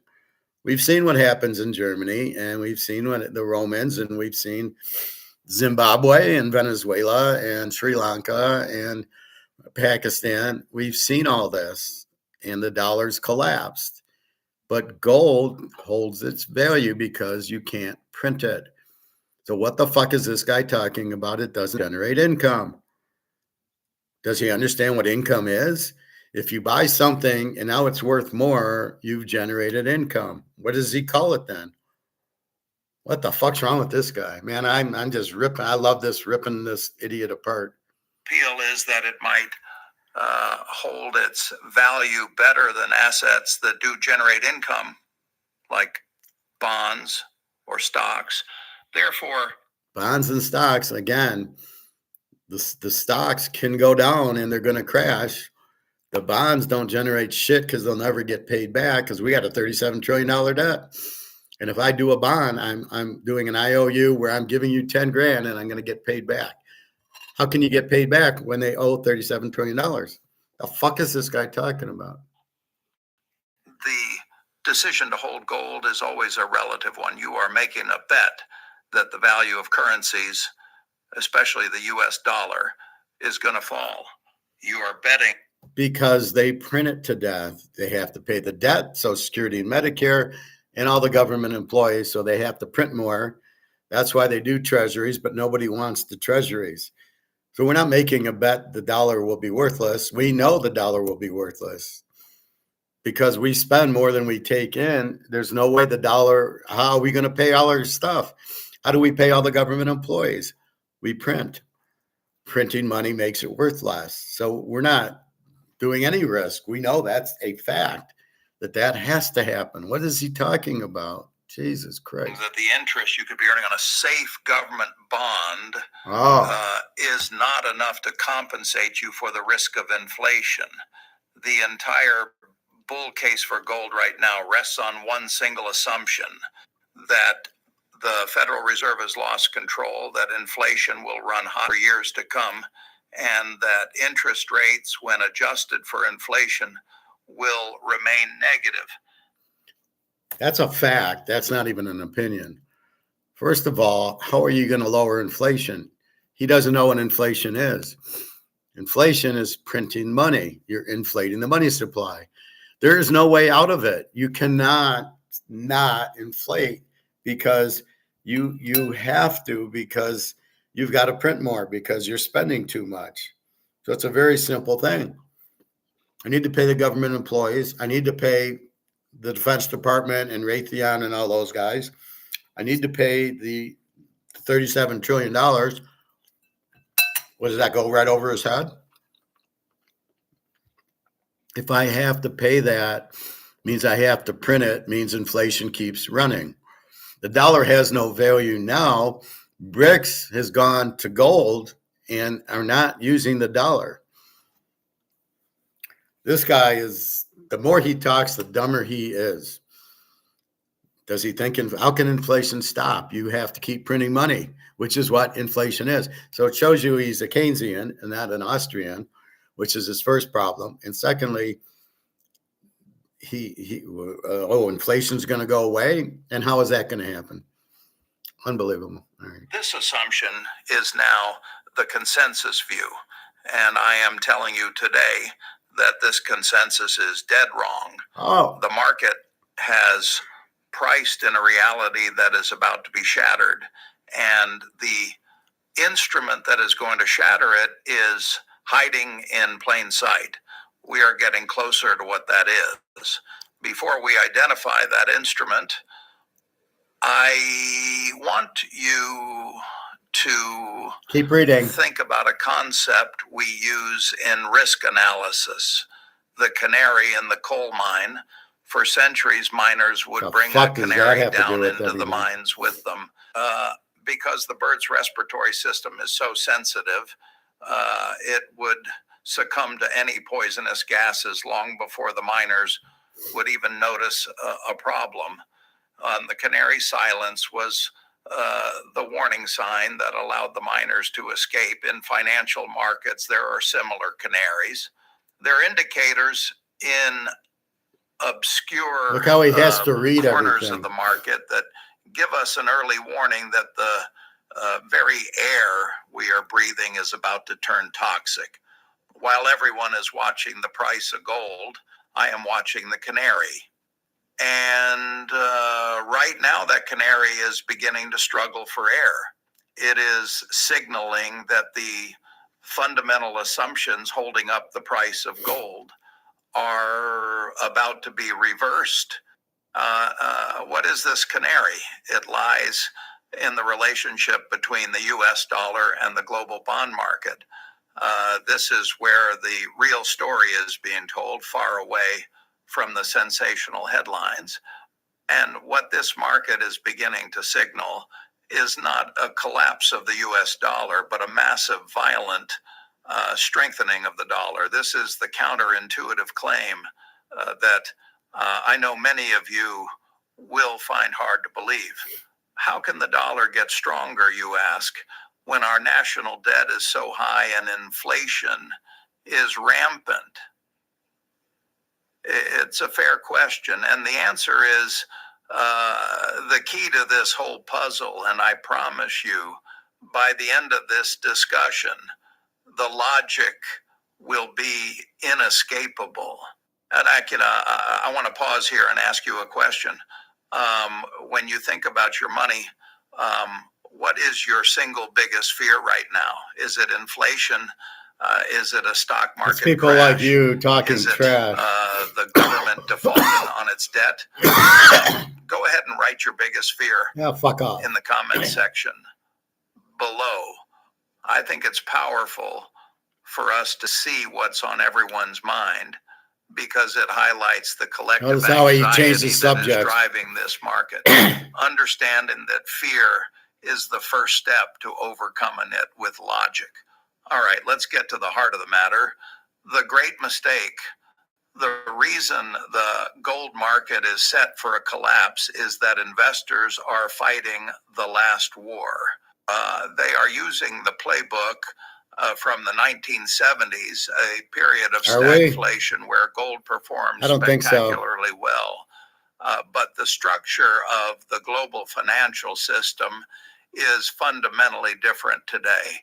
In the 1970s, the U.S. was a creditor nation with a positive trade balance. Today, it is the world's largest debtor nation, and the U.S. dollar is the linchpin of the entire global financial system. Virtually all international trade and debt is denominated in dollars. This creates a permanent structural demand for dollars that did not exist 50 years ago. This brings us to the indicator I have been alluding to. It is not a complex algorithm or a secret chart pattern. It is the price of the US dollar itself, specifically measured by the US dollar index or DXY when viewed in relation to global credit markets. Here is the dynamic that almost everyone is missing. Oh, really? When there is stress in the global financial system, whether it comes from Notice he has to read it. a banking crisis in Europe, a property bust in China, or a slowdown in global trade, it does not cause a flight from the dollar. It causes a flight to the dollar. Why? Because global corporations and governments that have borrowed in dollars need to get their hands on dollars to service their debt. This creates a short squeeze on the dollar. So this idiot, prophet, who is this idiot? It's Warren Buffett. Gold is set to crash. I don't think so. Exactly. I'm showing this to get the counter view of what we teach. So he thinks everything's in dollars. Has he heard of BRICS? This is why I think this is an old video. Has he heard of BRICS? Because he said it's going to crash before the election, which was last year. I think this is a year old, and obviously gold hasn't crashed. The dollar, first of all, everybody's going to gold in BRICS. BRICS is not using the dollar. Nobody wants the dollar. The whole world's going to BRICS and going away from the dollar. So I don't know what he's talking about, that the dollar will strengthen. How can the dollar strengthen when you printed the shit out of it? The only way to strengthen this dollar is to get rid of it it, right? You cannot strengthen the dollar by demand. You can only, because you've already printed. There's $160 trillion when we count in the foreign and the FX and the what's the oil thing? The petrodollar. Okay, the petrodollar is gone. The FX is going because everybody's trading in gold. BRICS. It's all BRICS has gotten out of it. Africa's gotten out of it. What the fuck is he talking about? Gold's about to go through the roof. There is no strength in the dollar. Again, this is an idiot just saying something, but I'm Warren Buffett, so everybody should listen. You're out of your mind. I want to do this because I don't want people to listen to this crap in case you find it. The gold market will collapse before November, and it's really last year's. You can't get 39,000 views in 21 hours, right? So this is an older video of last year, and they're just, so this is why I think the government puts it out so you watch it and go, oh shit, it's going to collapse. And he doesn't mention the word BRICS. He doesn't understand gold. You can't print gold. And all the governments and all the central banks are going to gold to avoid the dollar crashing. Because once you print, you cannot unprint. Once you eat the cake, you cannot, once you eat chocolate cake, you can't uneat it. Now you can not eat it the next day, but once you eat it, it's eaten. Even if you throw it up, you've eaten it. There's no way around it. So this guy doesn't understand. He just is obviously paid by the government to say it, to get people out of gold and to go into treasuries to help with the debt. That's what this is about. TK, you think people are ignorant to this stuff or brainwashed? Well, that's what I'm doing here, right? But even if people sold and people are profit taking, it's not going to make the price of gold go down because we know it's based on derivatives and options. Everybody could buy a ton of gold, the price wouldn't go up, or sell a ton of gold. Who in their right mind is going to sell gold, something that can't be inflated, and put it into bonds? So this is why I'm doing this. So you understand to ignore this shit. And, and who the fuck's Warren Buffett? And he needs notes. Do you see me with notes? I know it, right? This is worthless. This cannot get better. This is worth nothing and can not get a value. The reason it can't get a value is you printed the shit out of it, right? You printed $160 trillion. You've inflated the money supply. It has no value. That's why we go into gold. We're not afraid. There's no fear. It's highly intelligent. We do a Rumpelstiltskin. We get out of dollars and we go into gold. There's no fear. That's called intelligence. We've went out of something worth nothing for something with a value. And to say gold doesn't produce income, as I just showed you, what the fuck do you think's happening when it went from 4,000 to 4,400? What do you think's happening? That's income. We don't need a fucking dividend. We're making income. How he can say it doesn't produce income shows you how stupid he is. So this Warren Buffett guy, and this is why I like to use him, as everybody thinks it's good. No, keep to your guns. Keep our gold. Don't sell any of it. I'm not recommending to sell an ounce. I'm recommending to buy more. Because this guy is clueless, but he's trying to get you into because the whole point is go buy treasuries. All right, a little bit more. Here is the catalyst that will collapse the price of gold. It will not be good news. It will be bad news. The market is expecting that a coming recession will force the Federal Reserve to cut interest rates and print more money, which would be bullish for gold. But the reality is He has to read it. that a global recession will trigger a massive dollar short squeeze that will override everything else. The US dollar will strengthen dramatically, not because the US economy is strong, but because the rest of the world is weak and desperately needs dollars to pay its bills. And what happens to... Oh, does it? Not gold, not silver, not all the BRICS countries. They don't want dollars. Saudi Arabia doesn't want dollars for their oil. They want gold for their oil. Again, bullshit. Again, all that does is cause more demand for gold. They don't need dollars to pay their bill. How could they need dollars to pay their bills? They need, if I'm Germany, I need euros to pay my bills. But they're all getting out and they need gold to pay their bills. And that's what this idiot doesn't get. No. You buy gold. You don't buy dollars. What good is dollar? What good is a dollar that's worthless? Right? The dollar has no value. So why would I want a dollar to pay my bills and that? So his whole thesis is just pure bullshit. Gold when the dollar strengthens. Gold is priced in dollars. By definition, a stronger dollar means a lower gold price. Gold doesn't need to be priced in dollars, does it? Gold has its own value, as I said. The fact it's priced in dollars is just because that's how it is, but it doesn't mean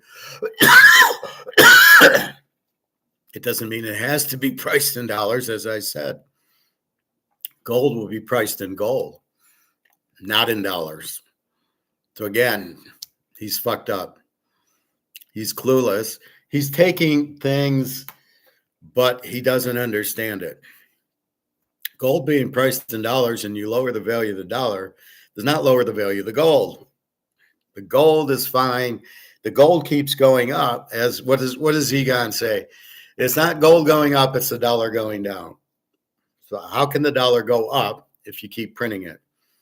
Oh, because of demand from the rest of the world wanting dollars makes the value of the dollar go up? Not when you printed it. It's always the printing of it.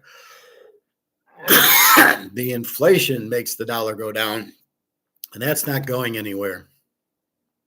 That's how you value the dollar. You keep printing it, it has no value. So the more you print, the less it's worth. How the fuck is it going to go up? Because what country specifically is going to want dollars? The UK? They have British pounds. Oh, Swiss. No, they got the Swiss franc. China? No, they got the yuan. Russia? No, they got the ruble. Germany? Well, they got the euro. So why the fuck are they wanting dollars? Why are they paying their bills in dollars? What is he fucking talking about? The market has fully priced in the idea that the Fed will be cutting rates by the end of the year, but inflation data continues to be stubbornly high. The Fed is caught in a trap. If they cut rates to stimulate the economy, they risk reigniting inflation. If they keep rates high to fight inflation, they risk deepening the recession. But here's what the market is missing. Even if they keep rates where they are, as inflation slowly cools, real yields will rise. Real yield is simply the interest rate on a government bond minus the rate of inflation as that number. So what's the rate of inflation? This idiot thinks 3%. First of all, you can't measure it. Secondly, it's probably 10,000%. And you want to buy a bond because you think the real rate is higher, because you think the real rate is 5% minus the 3% inflation rate, which is bullshit, and it's 2%. So what he's trying to do is get you into bonds. What a moron, right? Who would buy a bond? Nobody wants the bonds. No country, nobody wants the bonds. That's why they're all going into gold. It is not out of fear. It is reality that the bonds are worthless, that we have to buy our own bonds, and that the dollar is gone. The dollar is worth zero. That is not fear. This guy's ignorant, but that's not fear. It's not fear. We're not running into gold because we're afraid. We're running into gold because that's the smartest move. Just like playing USC today. It's not out of fear of Notre Dame. It's out of intelligence that this spread's way too high.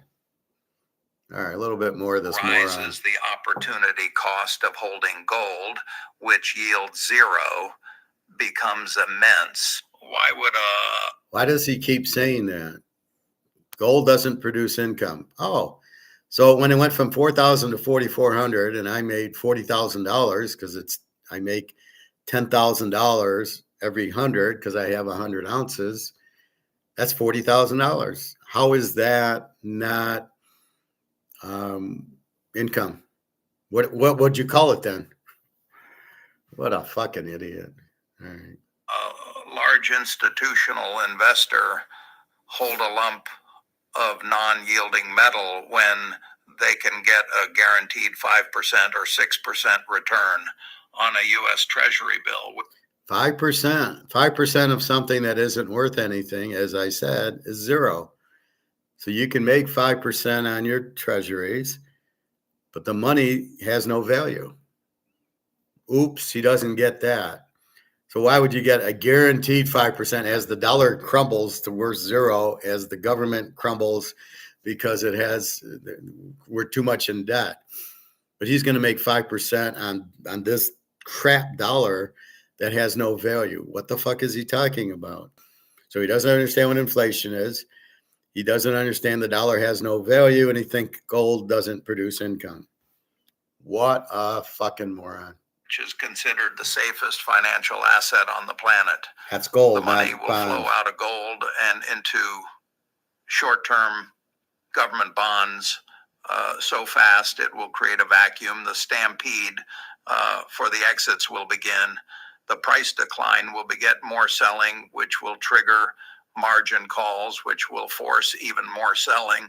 It will be classic speculative. I'm sorry, margin calls on our physical gold? What margin calls? We own physical. We don't have margin calls. We're not buying stocks of gold. We buy physical gold. We don't have a margin call, and the prices are going to go to the moon. It's not going to go down. What the fuck is this guy? He's like in fantasy land. Oh, God, what a moron. A bubble bursting, and because the trade is so crowded, the collapse will be swift and brutal. I believe we will see the price of gold fall by 20% to 30% from its peak, and I believe this process will be well underway before November. So the critical moment has arrived. We've laid out the problem. We understand the flawed logic of the crowd and the true mechanics of the market. What do we do about it? How do we protect ourselves and prepare for what comes next? Panicking is not a strategy. Here is the simple two-step plan I promised you at the beginning. Step one, audit and reduce your exposure. I want you to look at your investment portfolio right now.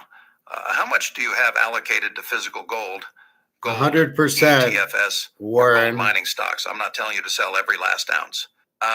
You ain't telling me to sell any of it. Adding to your position recently out of fear, if your allocation is higher than it's ever been, you need to seriously consider reducing your exposure. You must shift from an emotional position to a strategic one. Ask yourself, am I holding this because of a sound financial thesis? Yes. Or am I holding it because I'm scared? If the answer Not is fear, scared, fella. you are part of the crowded trade and you are at the greatest risk. Trimming your position back to a small core holding or even going to zero for a period of time is the most prudent thing you can do right now to protect your capital. Relocate to the true safe haven. If gold is not the safe haven the world thinks it is, then what is? Where should that capital go? The answer I'm about to give you will sound boring. It will sound unsophisticated. Treasuries. But the best financial moves often are. The true safe haven for the environment I see coming is not another commodity. It's not a foreign currency. It's not cryptocurrency. It is short-term U.S. Treasury bills. I'm talking about. That's all I can take. So here's my comment. Here's my comment. There you go.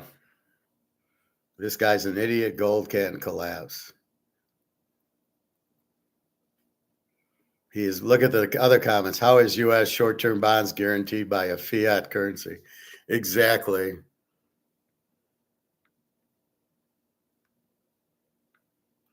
And look at the comments. No, it will not collapse. Print papers is the disaster. Gold will always stay gold. See, everybody thinks he's full of shit, including us. So I wanted you to see this, to see the contrary, how stupid Warren Buffett really is. Because again, he thinks gold doesn't produce income. But yet, what have we seen? Gold does produce income. I know Prophet saying he's made $1 million on his gold. How is that not income? Of course it is. When the price goes up, it's income. If I have a Mickey Mantle card and the card goes from 100,000 to 200,000, that's income. It's a card, but if the demand's there, it's income. And it is not because we're scared. I don't buy a Mantle card because I'm scared. I don't buy gold because I'm scared. It's the right thing to do. It's the perfect thing to do now. And as I bought it at 1,500 and 1,700, now it's 4,200, I believe. What did I put in the thing?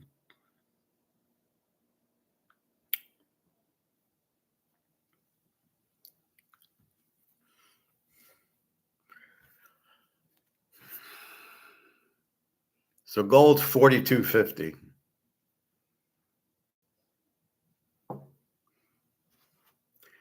Gold's 4,250. All right, it was 4,380, but it was down. It was 3,800, 39, 4, 41, 42. It was 43.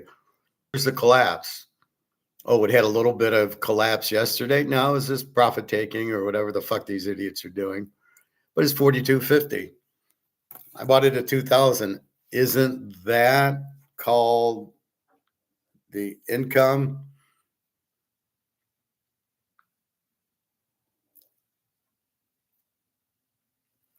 So 42.50, 52 for silver. Isn't that income? Isn't that going up? So I don't know what he's talking about. That's income. Look at the percentage for the year, right? They give us this percentage thing. So for the year, in 1 year, it's gone up 58%, $1,500. Isn't that income? Well, gold doesn't produce income. Well, what is that? This guy's living in some fantasy world. He has to read the notes. He's totally 100% wrong. Please ignore it. If anybody tells you what he just said, just tell them they're full of shit and to fuck off. We are sure we're on the right path. That's what I want to explain. What we're doing is 100% perfect.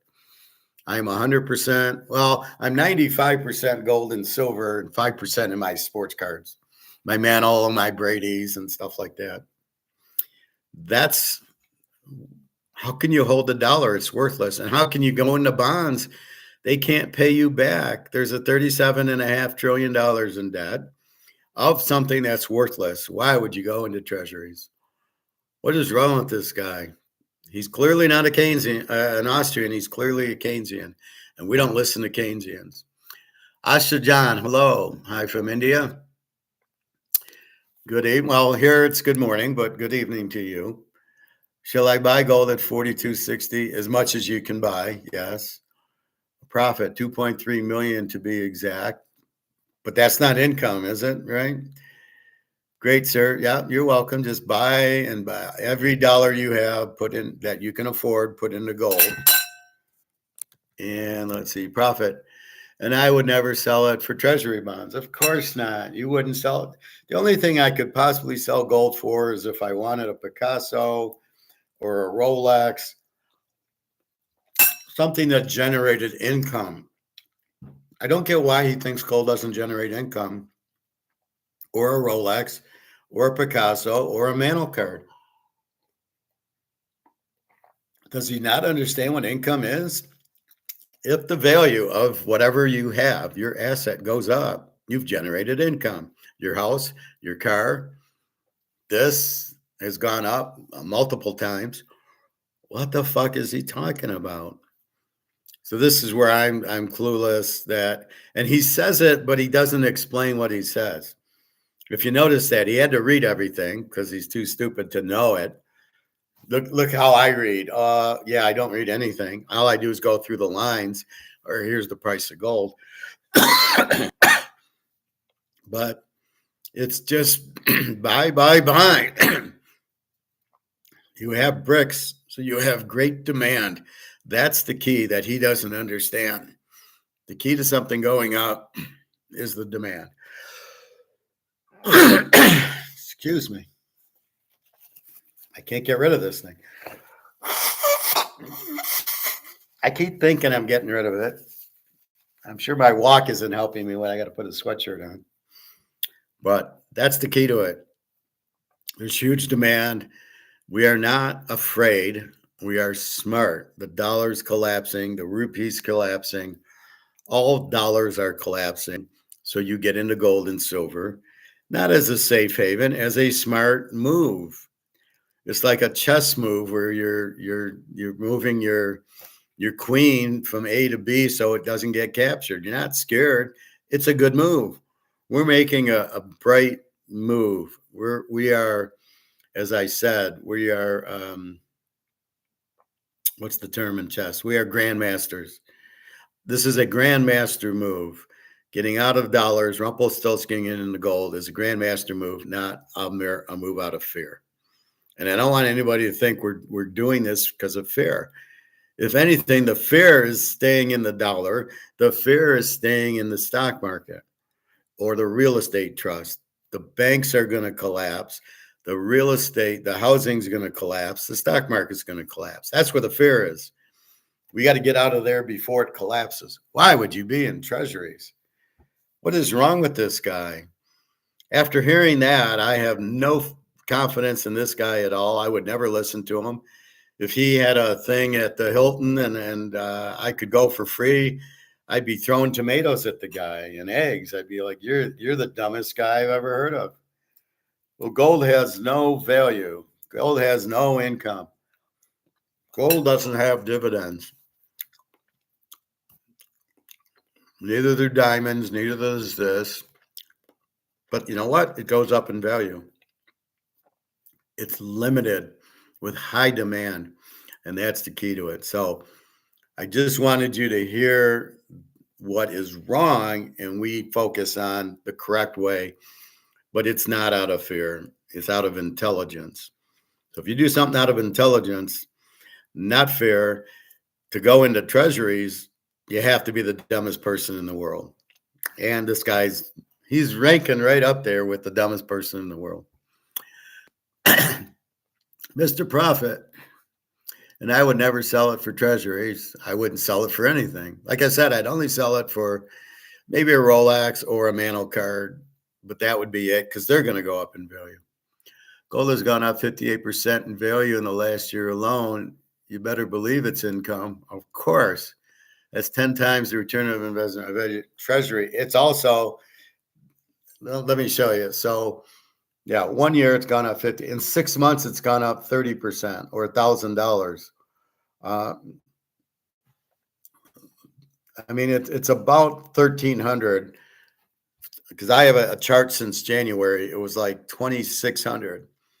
So now it's 40. So it's gone up about 1,600 from January. But if I take you here and we look at the Dow, so here's the Dow.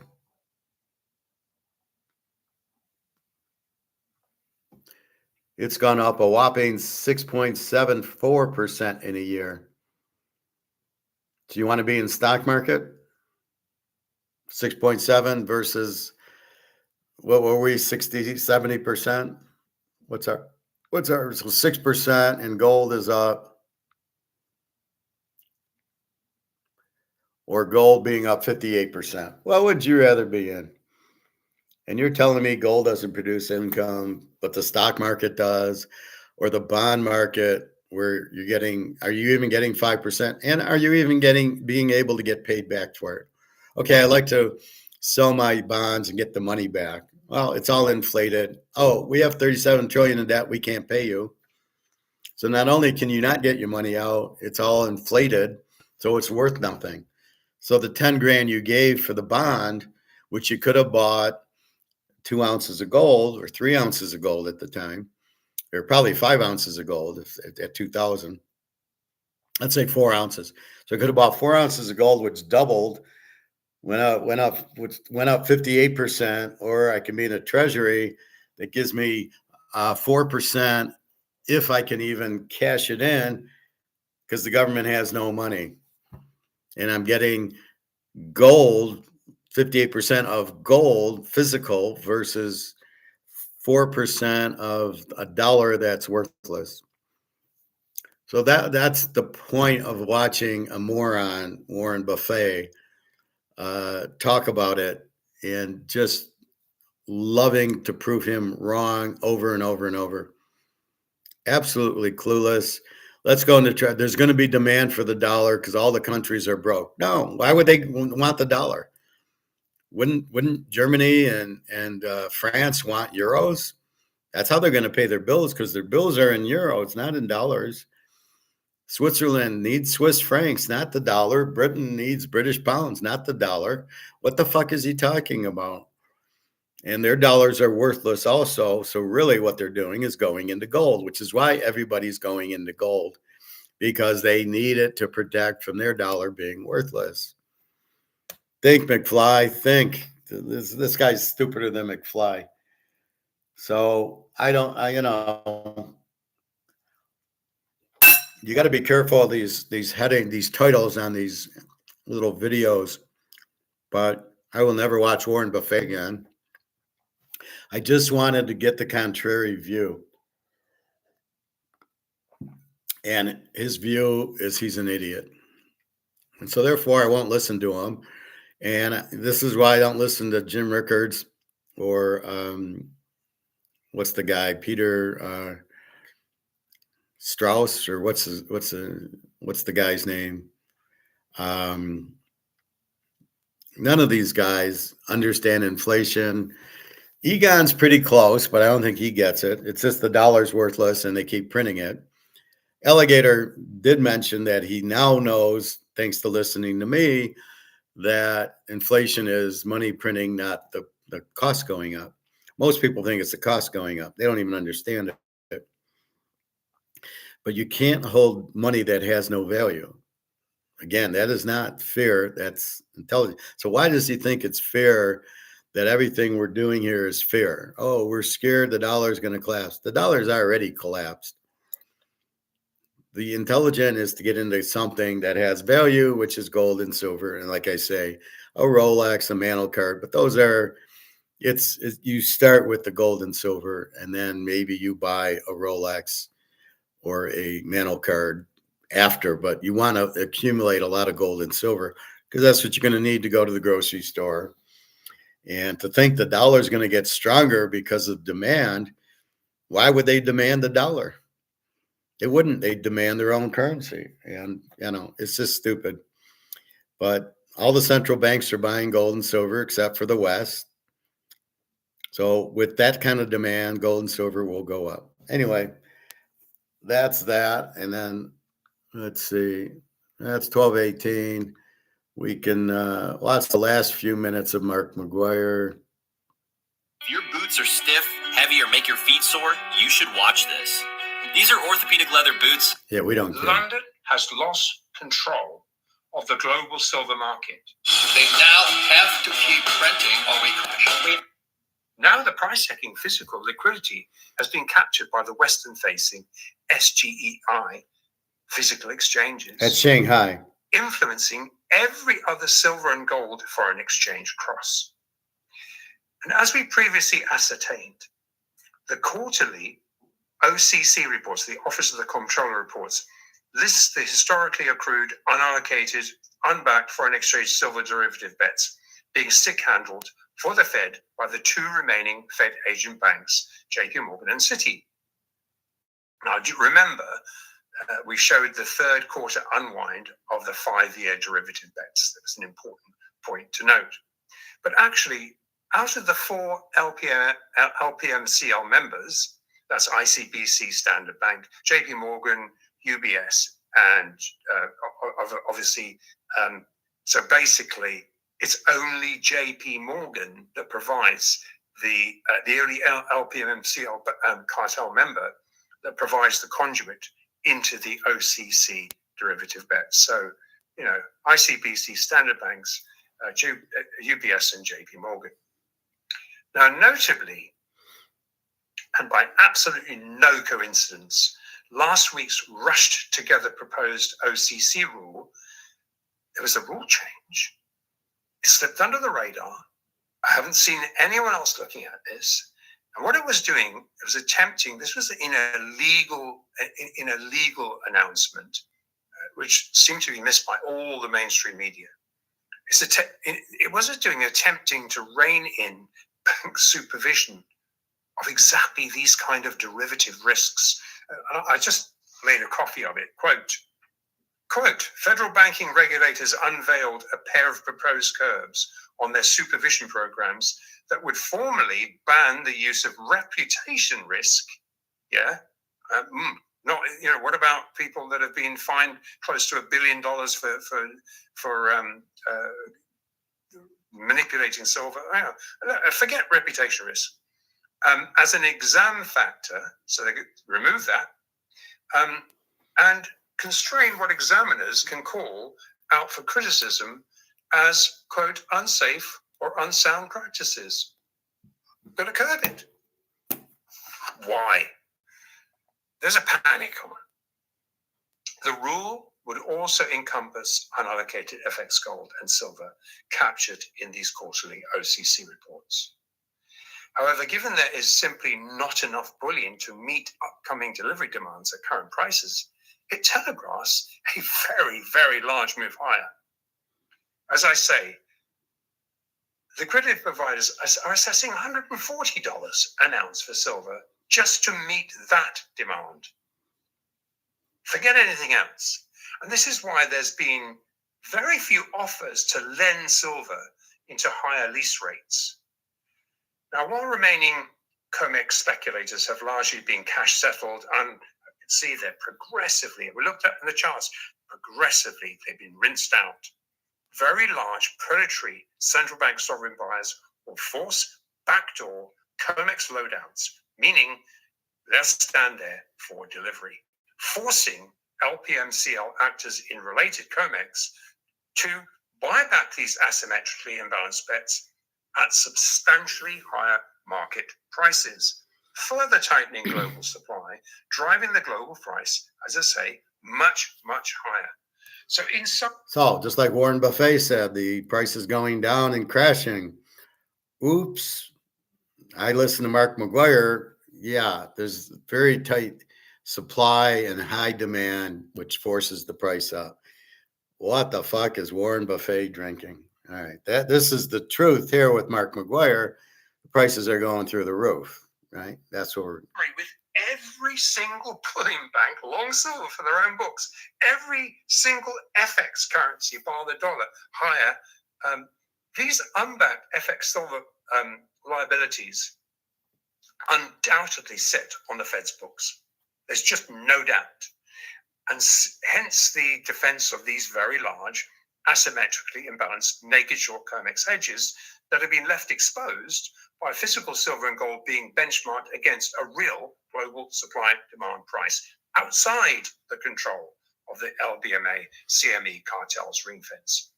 It is this physical market liquidity that is forcing a real supply-demand settlement price to emerge, and it's only just starting to emerge. These official silver futures short stops have sat at the prior silver all-time 2011 highs. We looked at that. And we've seen multiple attempts to defend these short bets with very little speculator open interest able to be rinsed out, which is currently being attempted every day.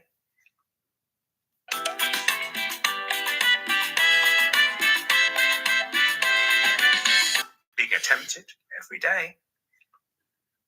This will ultimately result in predatory backdoor loadout demands at expiry, as it has every time, but never in this kind of size before, and never with such shortages in the local London cartel. So with China targeting this very attractive underpriced supply, as is India, as is anyone else, very likely we'll see strict US export controls exercised. And perhaps Trump's sudden 100% tariff sanction package, which he announced last Friday, has something to do with this crisis, especially with silver export controls being reported out of China. It's not a coincidence that Trump's sanctions directly followed China announcing fresh export controls on rare earths and super hard materials, and while not specifying silver, we're already evidencing Russian and Chinese military complex securing as much silver as possible, taking it off the market. Our well-connected liquidity providers assess this is likely why China is not allowing the exporting of silver to profit by closing the futures markets gap. Obviously, anything that's happening in the free trade zone in the Western-facing silver market has had the same actors, LGMCL actors, the ability to actually take some of this and relieve some of the pressure. But it's not coming from the mainland. And while we continue to expect some short-term volatility and more defensive selling, I mean, literally by pulling the bids and trying to cap, it's like pushing on a string. It has short-term volatility effects, and they're attempting to fight paper into a tight supply, and they're trying to do it in both gold and silver. It's going to evidence incoming buyers into constructive speculator rinses as the strong hands takes what comes on offer. All right, Andrew. Now that really nicely covers all the silver questions that we received. And the next part, I guess, is going to be, are there any fourth quarter gold updates? Yeah, absolutely, Shane. That's another thing. Obviously, I mean, silver. Well, silver is really in the crosshairs. I mean, it's only because of these differences of this absolute evidence of a broken COMEX market that gold has been less in the crosshairs for. Although I must say, all the Bloomberg for the first time talks about it obsessively, and everyone they bring on, interestingly, they ask the question, "Oh, is it overbought? Is it overbought?" Everyone seems to have that question. Well, it's interesting because almost everyone is coming out and saying, "Well, hey, we didn't have any exposure."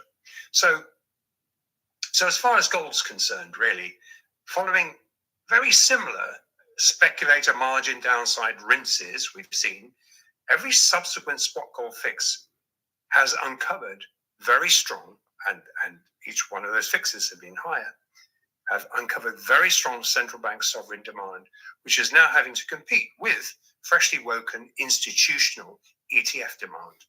Furthermore, this fresh real money ETF demand is coming off a zero allocation basis, with the move to diversify out of dollars, evidencing a growing number of investment banks moving into a 60-20-20, which is a 20% allocation to gold, which is weighing on treasuries, but also severely limiting the derivative-driven gold futures downside attack. So if people are going 60-20-20 and 20% into gold, how is gold going to go crash? The demand's huge. People are going into it. The banks are telling you, explain Warren Buffett to me. Oh, it's going to crash because everybody wants to go into treasuries. Well, not if the banks are saying 60-20-20, makes no sense. So gold's going to go through the roof. So don't listen to Buffett. I just want to show you how stupid he was. Geopolitical drivers, along with geological constraints to meet physical demand for immediate delivery, suggest gold is undervalued at $5,000. In fact, as we'd assessed last week, a growing number of bullion banks are now joining Goldman's plus or minus 5,000 target, with Hartnett last Friday assessing 6,000. Now, as evidence that the progressively higher Basel III T+1 AM and PM gold fixes, with or without the SGE Golden Week holiday ending last Thursday, it didn't matter whether the SGG was there or not. The FX markets were active, as we remember going through last time. It just doesn't, as I say, everyone was worried that that would be an opportunity for the Western markets to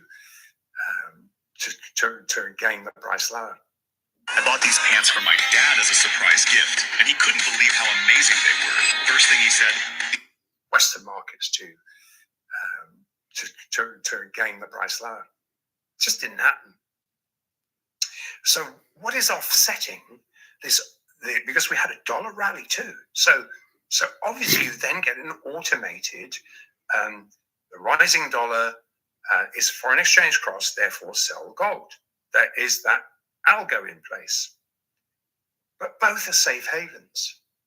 So very strong central bank sovereign demand is now having to compete with freshly woken institutional real money ETF demand. So when you get a rising dollar price, you're seeing an opportunity to exchange that stronger dollar for a slightly weaker gold, and that is offsetting it. So you've really got both essentially rising together if you take away the short-term chart chatter. And then following Dalio affirming gold as, quote, a safer haven than the dollar. Now, people take him very seriously, suggesting gold is a diversification trade against the dollar. He was supporting a very real money 15% allocation to gold. These fresh inflows of very, very sticky real money really just dived into buy at market. That was one of the last inflection points. Now, Delia's assessment mirrors a growing number of first-year investment banks adopting the outlined 60-20-20, which is 20% allocation to gold. And as is still unappreciated by top callers, wringing their hands over increasingly redundant, far below moving average, and they're saying, "Oh, but it's the moving averages are so far below." Give your head a shake. That's history. That is when there was these moving averages are anchored in a period when there was literally a paper market driving the price, and they're sort of still referring to it, and they refer to those. They refer to, well, these are overbought derivative gold positions, but this very real money, very sticky ETF demand is only just beginning to pile into gold, but offers zero allocation base.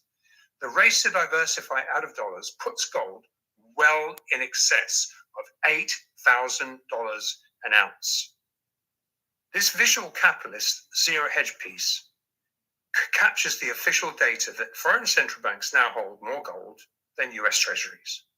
However, given this official data fails to include thousands of tons of unreported monetary gold, central bank buying, and with China alone securing a conservative 80,000 tons, and Russia, India, and Saudi and the BRICS another, between them 30,000 tons, the percentage is likely closer to plus or minus 60% and rising. This is mind-bending stuff. And in the meantime, Chinese and Indian gold and silver buying continues to compete with Western ETF demand. So you've got this concatenation of things going on. So when somebody is not invested, when a Western real money is looking for hedges, they're looking with fresh view, and they just, so what, 4,200? It doesn't matter. This is where I need to start getting exposure, which is why you've got Goldman, Hartnett, people talking about $5,000-6,000.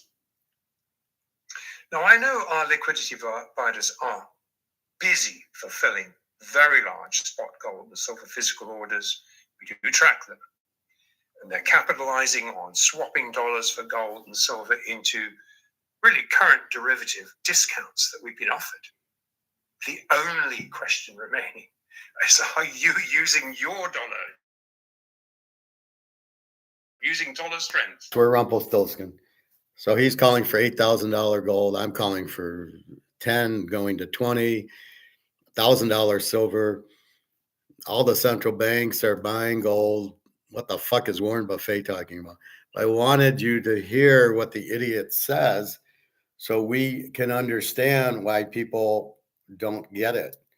Well, Warren Buffett said to buy treasuries, so I'm going to buy treasuries. Well, good luck. And I'm not giving you any of my gold because you're an idiot. I mean, that's the bottom line. Gold is in demand. You can't print it. The dollar is printed to zero, as is the euro and the British pound and the Swiss franc. All those are worthless.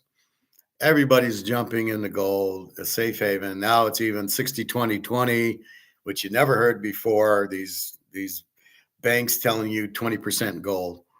That's more and more demand, which makes the price go higher and higher.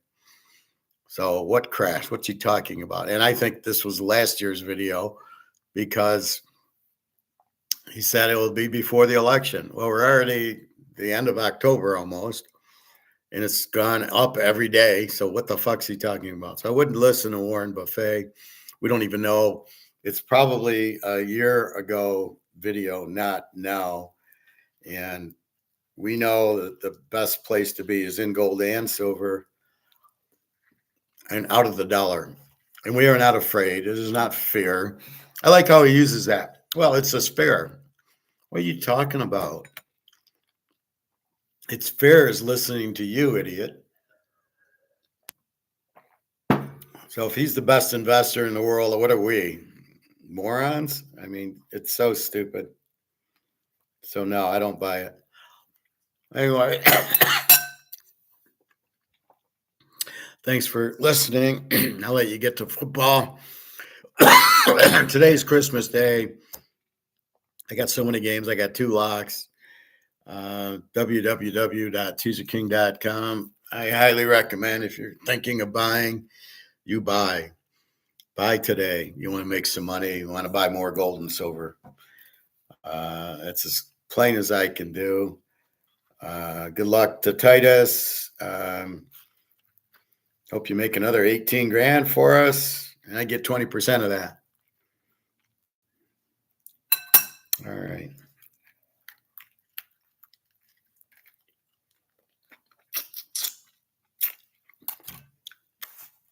Good luck in Vegas and the Stratosphere, Titus.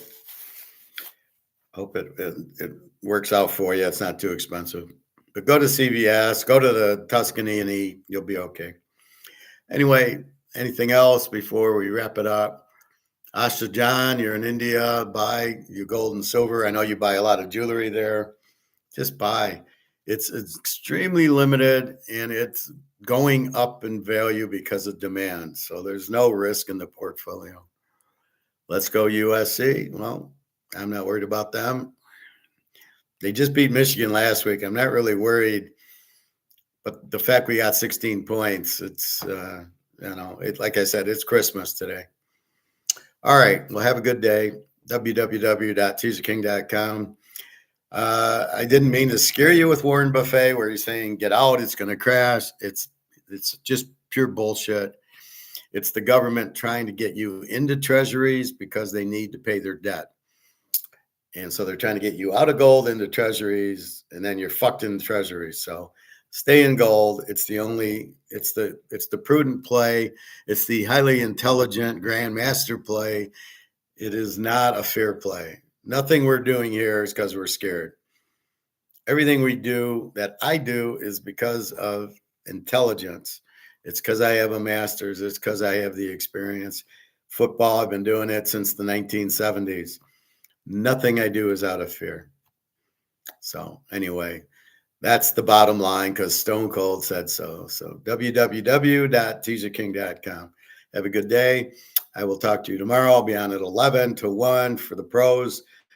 Keep in mind there is LA at Jacksonville, and I believe Pukanuka's out. And you might want to play under in the game. Two pretty good defenses, and it's going to be 6:30 in the morning for the Rams, and it's going to be 9:30 for Jacksonville. So nobody plays a good game. They're all tired. So anyway, that's what's going on. So again, you got that 9:30 game, and then we'll go through the rest of the Sunday. So I'll be on at 11. All right. Have a good day, everybody. Buy your gold and silver as much as you can. All right. Take care, everybody.